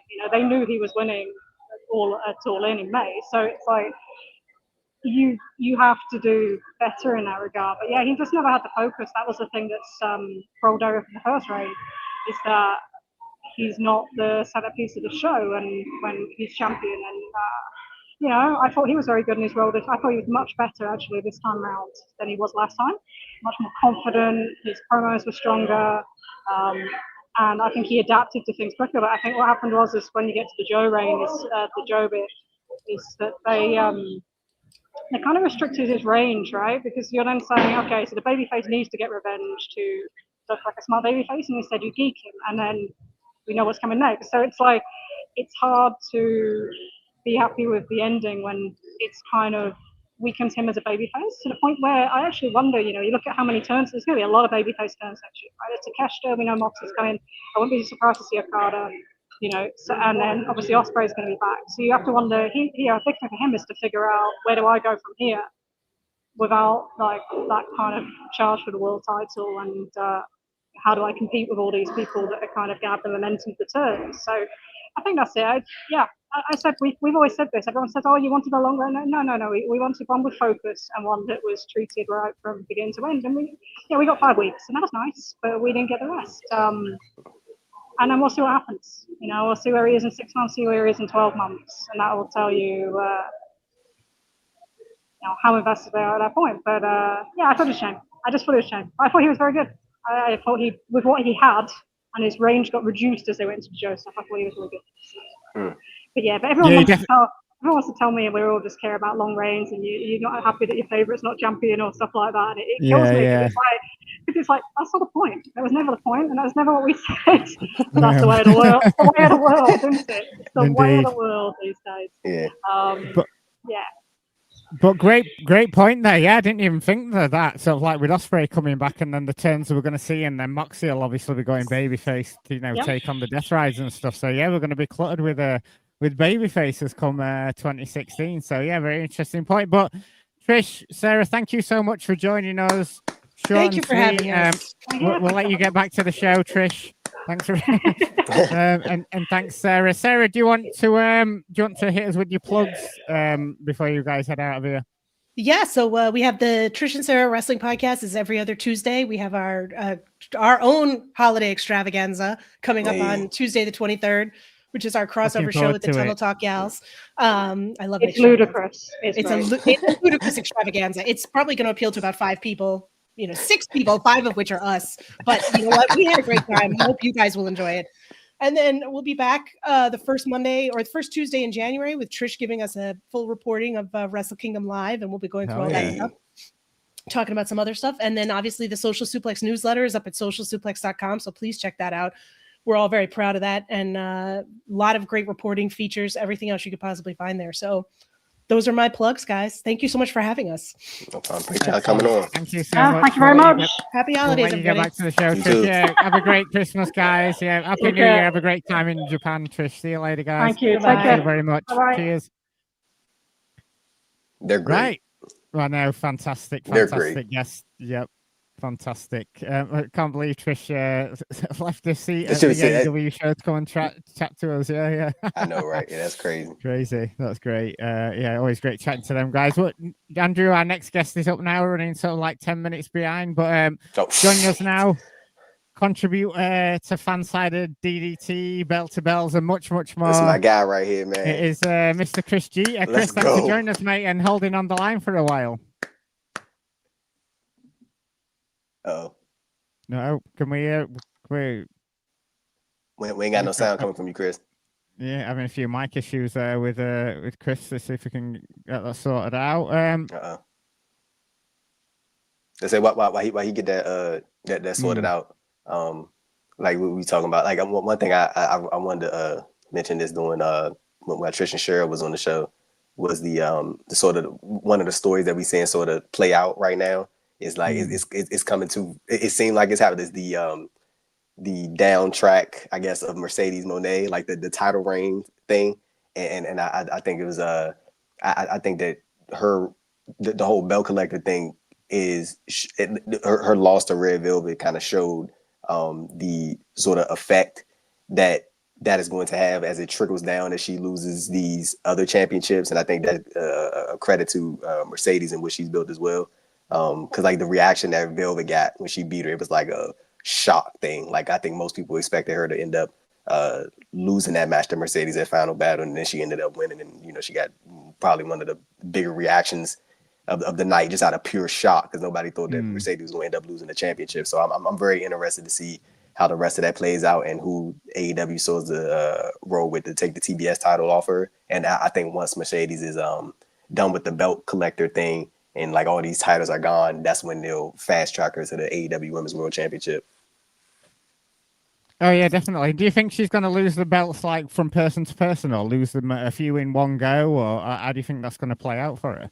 I think it'll be like a person to person type deal. Like I think that like it of course for the independent promotion, she'll go back to those individual promotions and Chris back. You guys, can you guys Hey. Oh yeah, you can Let's hear. go. Oh, awesome, mate. Yeah. Chris, what's good, man? It's good to see you, man. How yeah, you feeling? man, long time. I'm doing all right, guys. How you guys been? Ain't no complaints, man. It's great to see you, brother. Great to see you. Likewise. I know last year I did this and I had to follow Lyric Swinton. And I heard it's like, oh man, that's and then I listened in. I listened to the two ladies you had before me. I was like, man, I can't. Hey, Chris. Like, just to follow up on the conversation that Martin and I were having, we were talking about. We're seeing the sort of what appears to be the come down of the belt collector Mercedes Moné, and how I think it's a credit to Mercedes in this whole thing. The fact that the reaction that Red Velvet got when she beat her, it was like pure shock. Like the idea that Mercedes is like losing the title, it's like, oh my goodness.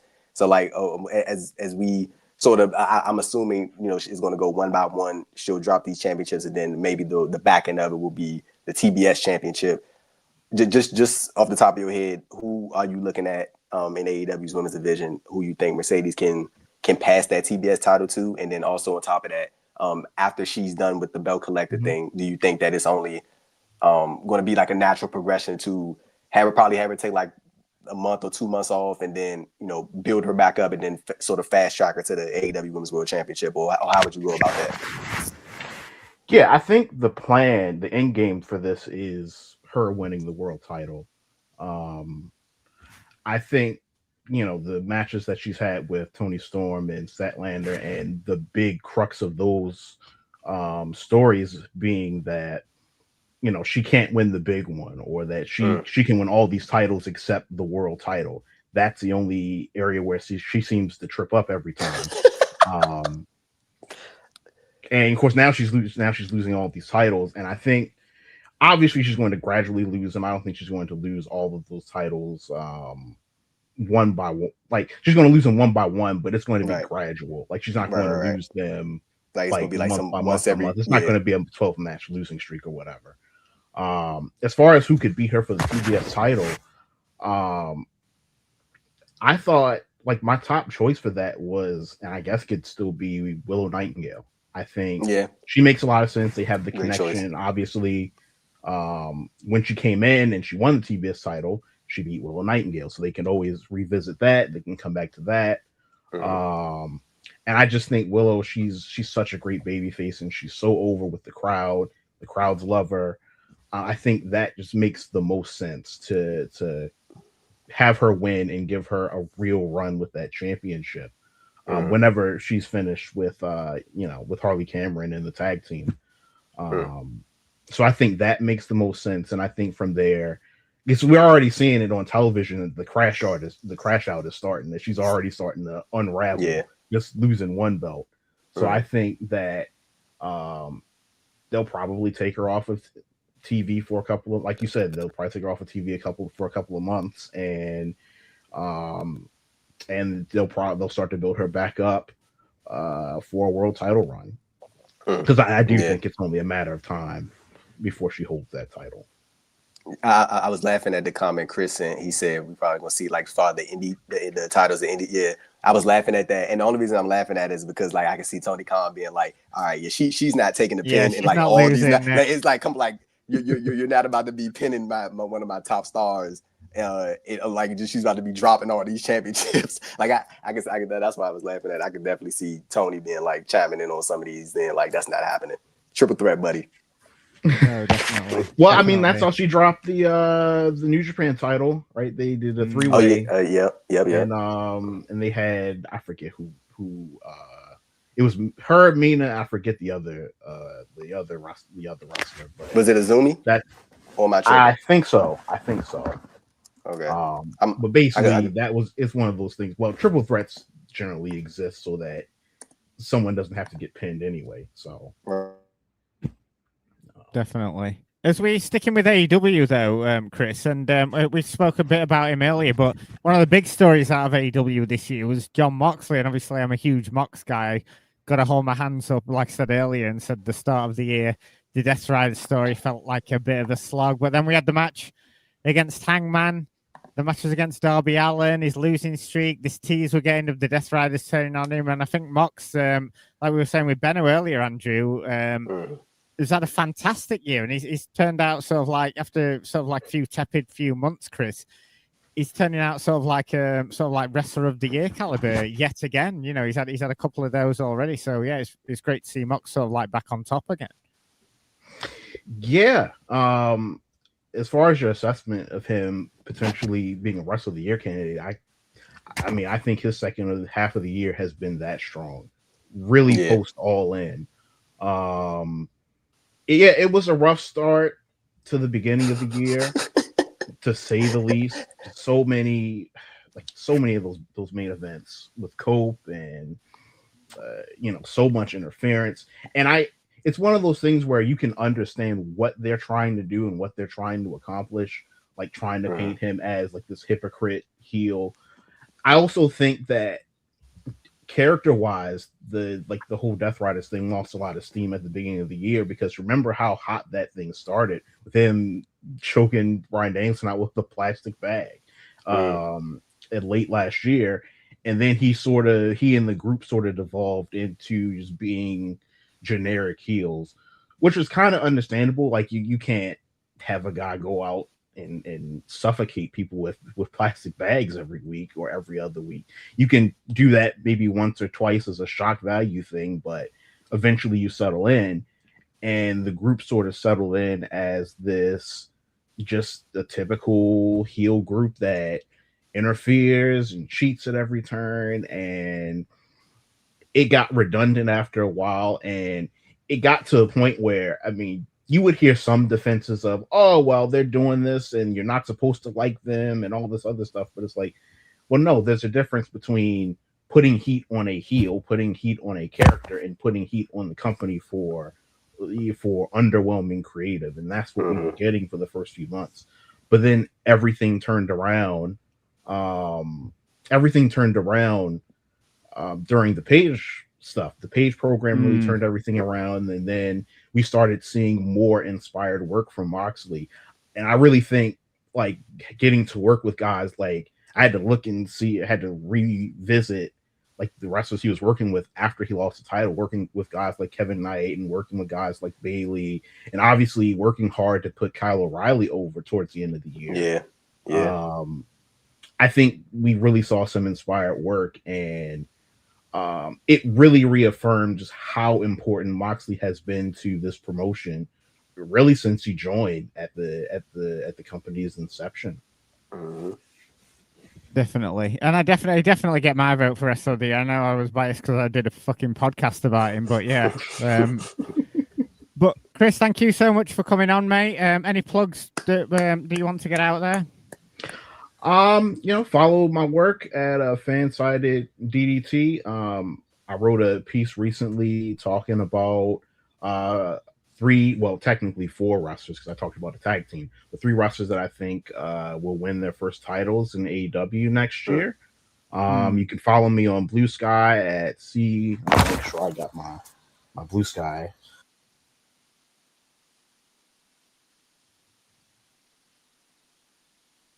Yep. No, he went out. He went out again. I said you went out. You went out, Chris. Your Oh yeah, he says your phone must come unplugged again. But yeah, you can follow me on Blue Sky at cg91.bsky.social. So we got you. But thank you so much, Chris. Have a happy holiday, mate. Merry Christmas. We'll catch you. We'll catch you soon. All right, Chris. Peace, bro. Peace. Thank you.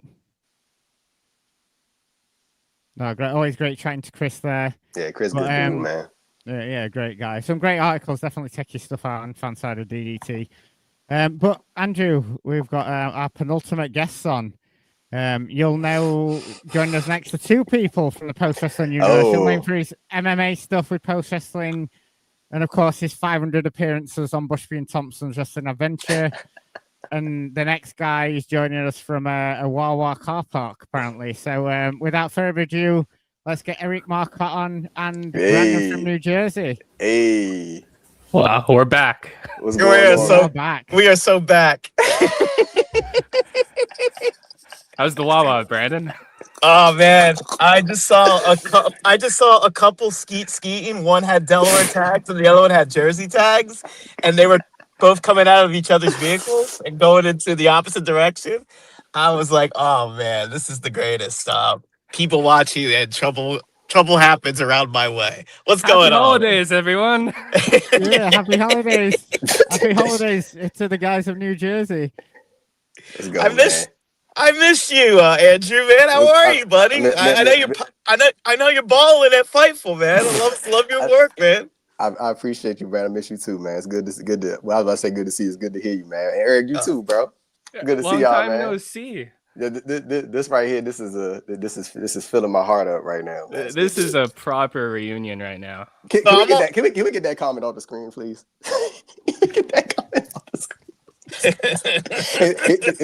I'm not gonna repeat what that comment was. That was crazy. Chris Elliott said Brandon at a Wawa, shocking. Yeah. I'm on the clock, man.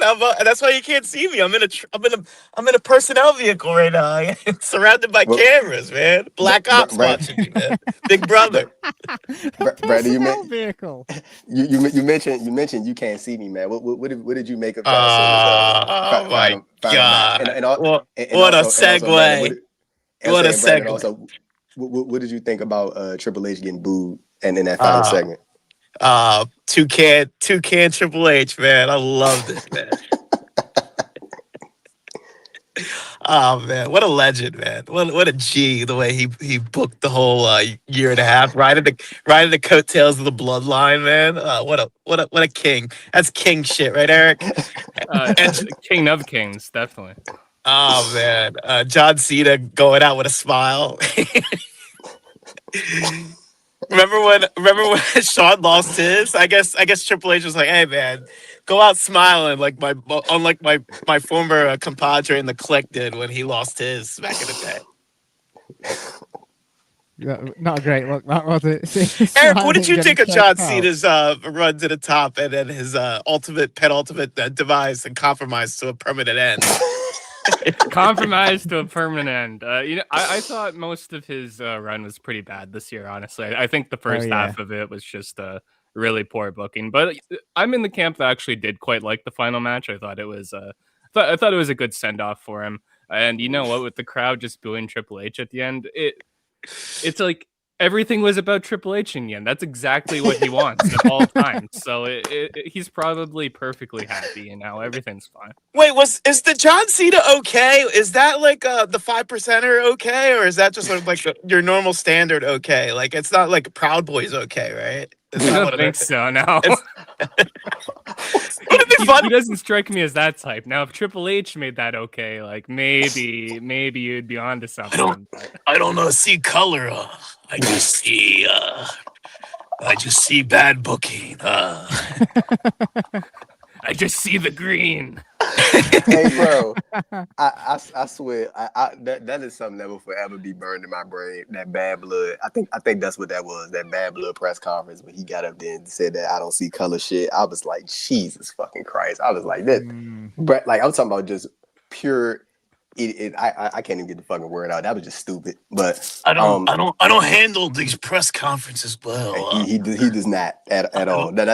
I'm not media trained, but I do know that I didn't see color, but I saw the pay window. There was a lot of money for Nick Khan. Hey, Eric, when we talk about the John Cena retirement tour, I think one of the things that people are always going to circle back to, like regardless of how you thought it went, is the heel turn and The Rock's just disappearance after. And then he went on the Pat McAfee show and was just like, well, man, I thought it would be best, if I just went away. What? You were part of the whole thing. So like, Eric, as like now that it's fully over and you factor in like his appearance on the Pat McAfee show, him explaining that he just felt it was the best cause of action for him to just disappear from this whole thing. What did you make of the heel turn and then how it played out and then them pivoting back to Cena being a babyface? And Eric did a throat slash too, like what when The Rock did too. Like what's the Wait, but he did the throat slash, but he grabbed his lip while doing it was like the weirdest throat slash ever, man. It was the Jose Aldo. I'm just going to interject there, but I remember waking up that morning after Elimination Chamber and reading like, oh my God, this angle was Come on, so Eric. brilliant. What do you think of this? Come on. It was brilliant. It was amazing. And then I flicked it on.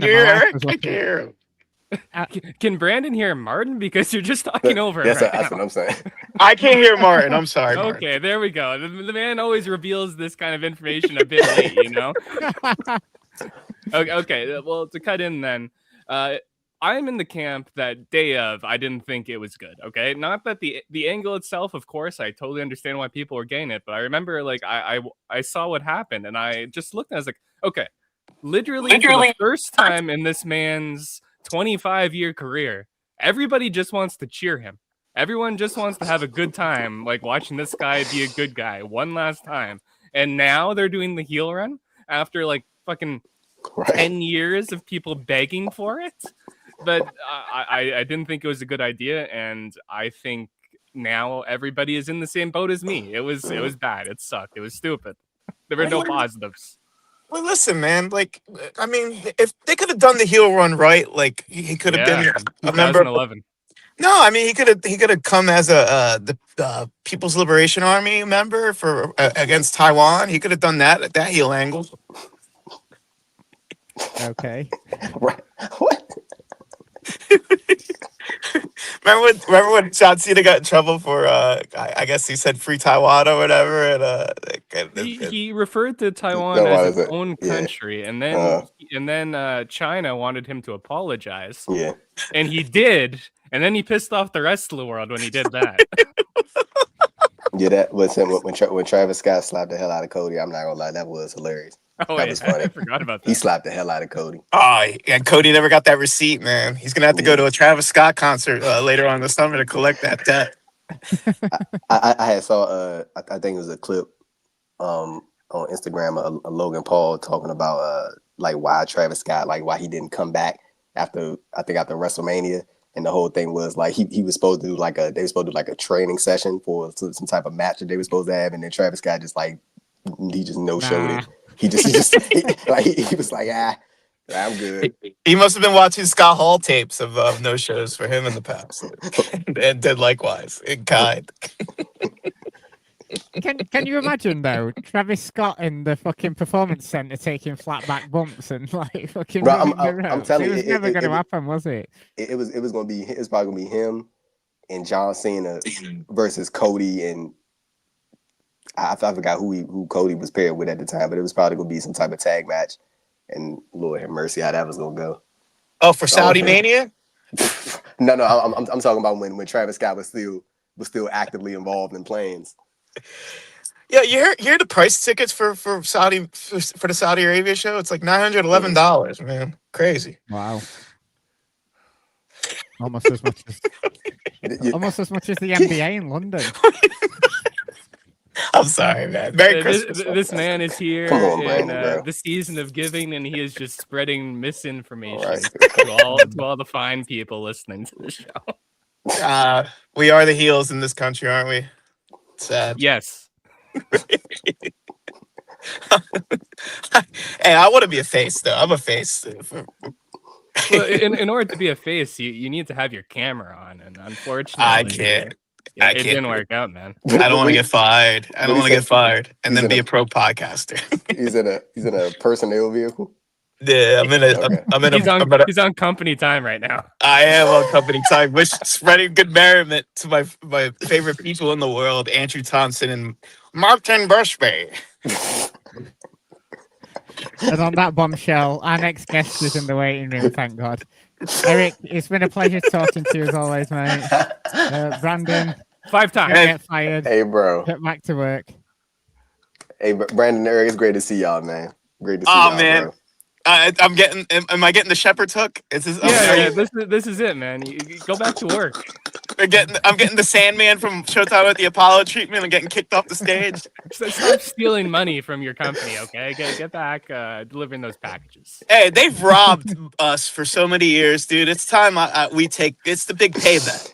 Okay, hey, workers' rights. Let's go. Rise. That's it. All right, guys.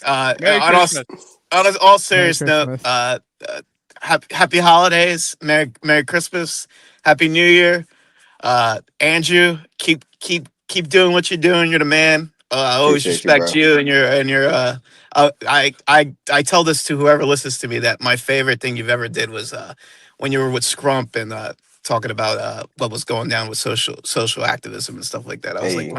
Was like one of my favorites. That was the first time I ever was like, wow, Andrew Thompson's a really deep thinker, and respect to you for that in all seriousness. And it was a pleasure meeting you that one time too. We could see eye to eye because we're both short people. Hey, bro. And Martin, I can't hear you. You can hear me, but I love you, brother. It was fun doing the podcast with you and whatnot. And John Moxley said it best. I don't know what he said. Goodbye. When he said nothing at all. Shout out to Brandon, man. Shout out to shout Brandon. out Brandon. Hey, Yeah, Eric, it's controversial as always. Eric, it's great seeing you as always, bro. Of course. For real, it's always Five-time great seeing guest, you, the man. one and only, no equal Yep. ever. And you know what? Right now, there will be a number 6. Okay, just you wait. Yep. December 2026, the return of Marcotte. Indeed. Right. After that wild ride, are you ready for our final guest? Yeah, man, let's do it. On this extravaganza, Andrew. Joining us from Grapple Towers, all the way in Liverpool, it's Mr. Grapple Gareth. Mate, how are you? Hey. Yeah, you all right? I'm good. I'm absolutely gutted that you've cut Brandon off before I've come on, and I wasn't on with Brandon. What a shame. Yeah. Said no one ever. How you doing, lads? Doing good, man. Doing good. Thanks for binning off the AEW show tonight to chat to us. Appreciate it, mate. Well, you know what? You messaged me about doing this show, and then I was like looking at AEW tickets, and I went, "Oh, it's the same day." I was like, "Good, fate's got in the way there. I've agreed to podcast, so that 10 minutes of podcast over AEW, why not?" Hey, real quick, Garrett, I wanted to ask you, like, since just parlay that into AEW. This had came to mind when we were talking to Trish and Sarah, and they had mentioned MJF. Like before when he lost the tax match to Mark Briscoe at All Out, he said that he said he was going to come back as a brand new version of MJF, and I'm just wondering, like, what more from MJF's character can like personally engage you that you haven't already seen? Like, we've seen the baby face, we've seen him take all the sharp jabs and say the controversial things and X, Y, and Z, but as a viewer, what else from MJF do you think that he can more so pull out of himself that would make you personally interested, that would actually follow up on, I'm going to be a brand new MJF when I come back?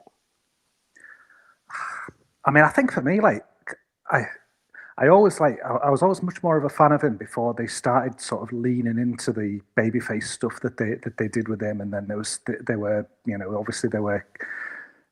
before they really went for it with the Adam Cole stuff, they were sort of towing that line a little bit. And, to me, it was always just, he should never be a babyface ever. He should be the purest heel in the business. And, I never want to see him get cheers in the building and things. So I don't know. I don't know if it's a case of like the toothpaste out of the tube or not, but I'd just like him to just come back as a like serious heel sort of thing with real sort of like aggression and real violence and almost like the, in his interviews, the low-hanging fruits, little put-downs of people and things. Just get rid of them completely. And almost, like, I know it's been a key part of his character from a heel standpoint to put the babyface down during the interview and stuff. But I think that's probably. I don't know if he can pull it off though now because, like I say, because the whole, the feeling of he has got fans, he has got a bit of popularity and things. But it's a test for him, for me, that is, if he could come back and just be the purest, most serious heel that he can be, then I think that would perk my interest, but I just don't know if it's achievable. And outside of that, I don't know how interested I am in seeing him do, the stuff that he's already done, to be honest. I don't know if he needs a new platform altogether. No, I agree. I completely agree, guys, but I don't think he's got it in him. I think he's decided now that this is my character. It's really popular. It gets over with the fans. I think he ignores sort of like the sort of like criticisms, or it's just a bunch of marks and things like that. But yeah, I would be happy. I would be happy to be proved right, proved wrong rather. But I just don't think he's got it in him anymore. I think he's decided that this is sort of like stock sort of thing, and that's what people want to see from him, sort of thing. Yeah. Which is a shame, really. But which if he can come back and he can pull off that pure heel, then just think about potentially like different things that he can be doing there with the baby faces that have been sort of elevated, and there is that kind of different type of heel probably lacking at the top end of the card now with Samoa Joe, the style of heel that he's become on the back of the Moxley heel run and things like that. It's a bit, I don't know, it's a bit samey. So it's sort of it needs something a bit different, I think, from a heel point of view. So again, I mean, I'm not gonna close my eyes to the chance that it could be something good, but equally, it's not something I'm massively enthused about at this stage of the game. Hey, so Garrett, we got Wrestle Kingdom coming up, and of course Tanahashi is gonna be main event against Kazuchika Okada in his retirement match. What are you expecting match wise from Tanahashi? And also, do you think that it'll be more so like I think we all probably can agree on this. I think it'll be more so about the emotion of it and the culmination of this great career from this wrestler who's putting all this work in this company, more so than like, people expecting this to be like some bill to bill, even though like it might turn out to be exactly that, but in terms of like the emotion standpoint in the match. But what are you going into it expecting to see from Tanahashi, and how do you think this final result will turn out? Who you think is going to win? I mean, first and foremost, I'm just delighted that it's a sellout at the Dome, because man, just Tanahashi just been so important to that boom period, and just the legend that he is, just getting sent off in the right way. To me, almost like when you talk about emotion there, I just think about emotion in the building, and I just think that I'm almost a bit like the match feels semi-inconsequential to me as to the occasion of Tanahashi being in front of there and in front of a sellout Dome. I think it's I know I'm gonna have tears in my eyes on the day watching it. But I think that because Tanahashi and Okada, what made their previous matches so great was just their attention to detail and so much thought into the minutiae of everything that went into it to build that story, not only in the match, but then to progress the story that they then told through the progression of the matches that they have. I've got faith that I know that Tanahashi can't go out there and athletically perform at the level that he did 10 years ago, but I think the story that they'll probably tell in the match, by probably doing as much as they need to do, but as little as possible, on the other side, I think I just can't not see it being a great match, but in a totally different way. I can't see them not putting something together that just doesn't have you sitting there at the end thinking, "Wow, that was brilliant." I can't see them not achieving that personally. I don't know. What do you guys think? Oh no, I definitely agree. Like, we've seen Tana can't go like he did sort of 10 years ago or whatever, but the emotion, the storyline. I mean, I was at the Dome when Liger retired and people were just bawling their eyes out, and just seeing them two go at it one more time. And then, Tanahashi's going to be crying at the end of it, doing the air guitar for the one last time. And that place is going to be like, it's going to be, like you said, I think they've got enough in them to not be like, well, it's not going to be spot like we used to do and sort of thing. Right. It's just going to be all about the story and the emotion of the match. And and it's going to be, even watching it sort of like back home, I think it's still going to come through on the camera. You don't have to be there live in the building, as much as I'd fucking love to be, sort of thing. I definitely think that the story is going to carry Andrew. Yeah, for sure. No, I'm 100% with both of y'all. I think it's going to be more so about the emotion of it. And like Garrett said, I think it'll come through. Whether you're there in person, and like you said, Mark, like it'll come through in person, or whether you're, there in attendance at Wrestle Kingdom. Like the culmination of like a stalwart in that company, a stalwart in that company, and then the guy who's obviously going to parlay right back into his presidential role. So it's going to be I think it's going to be a great match, and I think it's going to be a great match in their own way. Like, I don't think I'm not expecting some, Tanahashi to be doing some goddamn topes over the top rope, doing no kind, like, what I'm saying. I think it's going to be a fun match, and I think they're going to make people feel, and I think it'll be great once, like, I'm pretty sure they'll get some type of camera shots of the individuals in the audience showing their emotion. One of my favorite visuals, bro, from this year, like when people talk about like their year in the awards, like if there was a category for best visual, it was Tanahashi's reaction to Omega and Gabe Kidd when he was like crying, like the commentary desk. That is like one of my favorite moments from this year. And like that, again, that was in January, and that still like sticks with me, like his massive reaction that he had to these two individuals in this match. And I'm pretty sure that there's going to be some type of similar reaction when Tanahashi, whether he wins or loses this match. Oh, definitely. Well, we've still got you, Gareth. What have been some of your sort of like favorite moments from sort of 2025 in wrestling? Because I know you mentioned that you were really high on sort of like Kyle Fletcher, and was it sort of like his match with Hangman Adam Page that sort of pushed it over the edge here. Because like I was saying earlier, us guys in England had been seeing him, when he was like as skinny as I am sort of thing, having great matches as part of sort of like Aussie Open and that. And now he's sort of like jacked to the gills and he seems to just be like dripping this charisma. And I absolutely fucking love those like glasses that he wears. You just know he found him in the shop and he was like, this will make me look like the biggest twat ever. Do you know what I mean? And he just knew when he was putting him on that, like, yeah, that is going to make me look, people are going to go, oh my God, look at that poser sort of thing. But yeah, what a year he's had, hasn't he, Kyle Fletcher? Oh, I mean, to me, that's the thing that it just, when I just think of this year, just the rise of Kyle Fletcher is just what, stands out in my mind. And I think it's one of these things with like, I think one of the great things about being a wrestling fan as old as I am is that there's been plenty of occasions along the way where you're able to sort of go on the journey with somebody and you see them come through, when they're young, and you see them develop and you see people get it. And it doesn't happen all the time. You see guys who you think are like hot prospects and they plateau and they drop off and they don't achieve what you think they will, either through their own back or bad booking or the wrong company at the wrong time and things. But I don't know, I just feel like it's a bit lightning in the bottle at the minute with Kyle Fletcher, and having him being somebody that I was literally watching every single month in front of like 80 people like 6-7 years ago, and like him just being this skinny 19-year-old kid and looking at him and thinking like, yeah, he's great, he does flashy moves and he's fun to come here and watch on a Tuesday night and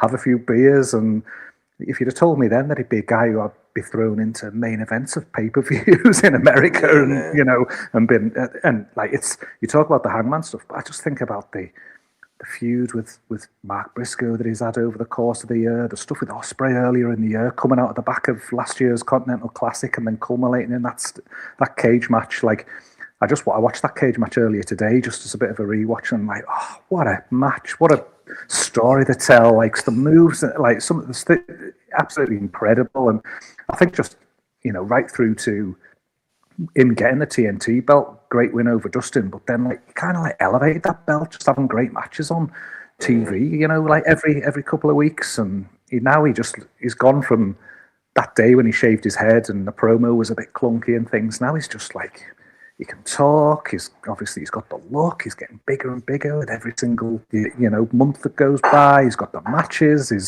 tells stories. It's not just all about moves. I'm so high on him. I'm so excited just to see what comes next year with him, because you asked me the question, Andrew, about MJF. Like I almost see as like Kyle Fletcher's just moved into that space or he's going to move into that space that MJF could have as that serious top line heel, and like I think he's going to eat him for lunch next year as when it comes to presence and profile in the business. I was saying, and Gary, to your point real quick, my bad, Martin, but to your point, like I think that's it. I wanted to ask you this, like I think it says a lot about Kyle to be in the spot that he's in, and he doesn't feel less than a Kazuchika Okada or a Konosuke Takeshita. Like he's standing next to them, but the Don Callis family feels like it's centered around Kyle. Like he doesn't stand. I don't see him standing next to Okada and think Kyle's less than. I don't see him standing next to Takeshita and think Kyle's less than. When I see all of them together, it seems like Kyle's the guy. And I was just wondering if you felt that exact same way seeing him on television on a weekly basis. Yeah, I mean, I think it's really intriguing because obviously you've got the Okada Takeshita feud that's sort of slowly building, coming to a head. And you almost feel like they're going to butt heads, and he's just going to come straight through the middle and be the guy, kind of, and they'll sort of, separate into different areas. But yeah, that's the exciting part for me, because he just feels like top tier already. And if you're feeling top tier when you stood there next to Okada and Takeshita, then like wow, how good's that? Oh yeah, completely. Well, that's the thing as well. And we were talking earlier with Trish and Sarah, how many sort of like AEW is going to be cluttered with baby faces when you think about it next year. Got Ospreay coming back. Moxley's surely going to be turning face and going against the Death Riders. So it's if Kyle's sort of like the main heel, he's got so many fucking baby faces to work with and have all these banging matches. So like, as good as his 2025 has been, it's going to be like even better in 2026 potentially, unless he gets, an injury or something else happens, or they keep him in the Don Callis family too long. So, I mean, that whole implosion, you could keep them both heel when he turns against Don. I mean, it's going to get a massive reaction, but he could still remain the heel and go, I've outgrown you now. You're nothing to me, sort of thing. But yeah, always great chatting to you, Gareth. Thank you so much for joining us. Obviously, Thanks, fantastic analysis over at Grapple. What have we got coming up? I know Benno touched a bit on it earlier, but as far as like shows that you're going to be doing over the Christmas period. Yeah, so I'll as always on Grapple, they'll pull me in to do the AEW stuff there. So I'll be, reviewing obviously the pay-per-view in December. We've got our year-end show that we're doing with the Grappies and the Crappies, where we'll be going through the best and worst of the year. So if anyone's listening now, you've maybe just had a few spoilers on the Cal Fletcher front with me, where my brain's going to be going on that one. And then also just coming to the end of the year, me and Matty will be doing another episode of Retro, as we put out there, where we talk about the great man for an hour. So plenty on our plates coming up, and looking for another good year at Grapple. Excellent. Cheers, mate. Thank you so much. Have a great Christmas, you and all the family and everything, and a happy New Year, mate. Cheers for joining us. Yeah, thanks, lads. Great. Thanks for inviting me on. Have a great Christmas, and catch you next year, Martin. A few beers next year. Oh yeah, totally. See you later, mate. Thank you. Cheers, Andrew. Have a good one. Peace, man. Cheers. Thank you again. That's it, Andrew. Boom. The extravaganza has come to an end, sadly, for another year, but fantastic show. Thank you so much to all our guests, and obviously, main thank you to you, Andrew. Always fucking fantastic talking to you, doing these shows, and it's just, that's gone 2 hours, just over 2 hours gone by like a breeze, mate. Fantastic chatting to you. But thank you so much for doing it. My guy, it's always one of my favorite things. Getting to do these shows with you and doing the one of my fondest memories of doing anything wrestling related is doing the Bushby and Thompson's wrestling adventure. I have that. Yes, mate. I have that archive folder from Post saved on my laptop. So like just in case, like I always make sure to keep. I want to keep that folder of like content and stuff like that, because it's always like fun to look back on and the different stuff that we was able to do. And yeah, man, it's I'm always enjoying the Christmas show, and I think this is gonna be an annual thing, man. So, it looks like it, doesn't it? Yeah, as long as Davey and Braden will have us. So it'll be great to do this every year. Have a catch up at Christmas. One of my favorite times of the year, or the holidays. And obviously, everyone doesn't celebrate Christmas, so the festive period, you might put it. But and thank you so much for everyone who jumped in and out of the chat. But obviously, there was one guy who stayed in the chat all night, Mr. Chris Elliott. Hey, shout out to Chris. Cheers, Chris. Always Chris, there for our shows, he was. But yeah, cheers, Chris.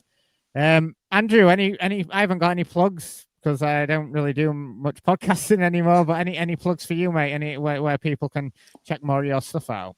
You can check out my written work currently at Fightful, and I got like one of those Linktree things in my bio, so like you can check out my old writing work from Post. You can check out my old writing work from like E-Wrestling News, the YouTube channel, Lords of Pain, like all the E-Wrestling News stuff is shit. Like that was like when I first started writing, that was fucking awful. That was awful. Like if you want to go look at that and get a good laugh in, watch me plagiarize people's work. go take a look at that. All man. the secrets are coming out now. Go take a look at it, man. It's some stuff from 2017, brother. I'm talking about I was stealing people quotes, was not crediting them. Horrible performances, man. But I wanted to make sure to keep that stuff. You learn, you grow up. You live and you learn, man. But yeah, go check that stuff out, and all the old stuff on the YouTube channel. And yeah, man, that's about it. Follow me on Instagram. And on Twitter and all that stuff on AD Thompson __ and that's all I got. Excellent. Yeah, like I said before, thank you so much for all our guests taking the time. It got a bit messy in the middle there with just sort of like, and obviously Jay, poor guy, having to like Arizona just apparently does have no signal at all. But his son just graduated from university. I know. Man. Congrats. I mean, that's big, man. Big time for the guy. Congratulations to Jay Jr., man. Yeah, definitely. And yeah, so thanks so much for everybody else taking the time. And obviously, we appreciate everyone and everyone for listening, tuning in, and everyone that's going to be listening to this in podcast form. And of course, obviously, major thanks to Davey and Braden. They're going to have a live show on Sunday on this very YouTube channel with their end of year Christmas show. We're going to have tons of special guests, party games. Always a good time with those two guys. So be sure to check that out on Sunday. And Andrew, that's it. So I hope everyone listening, has a great holiday season. And yeah, we'll catch you in the new year. See you next year, man. See you December 2026. Indeed.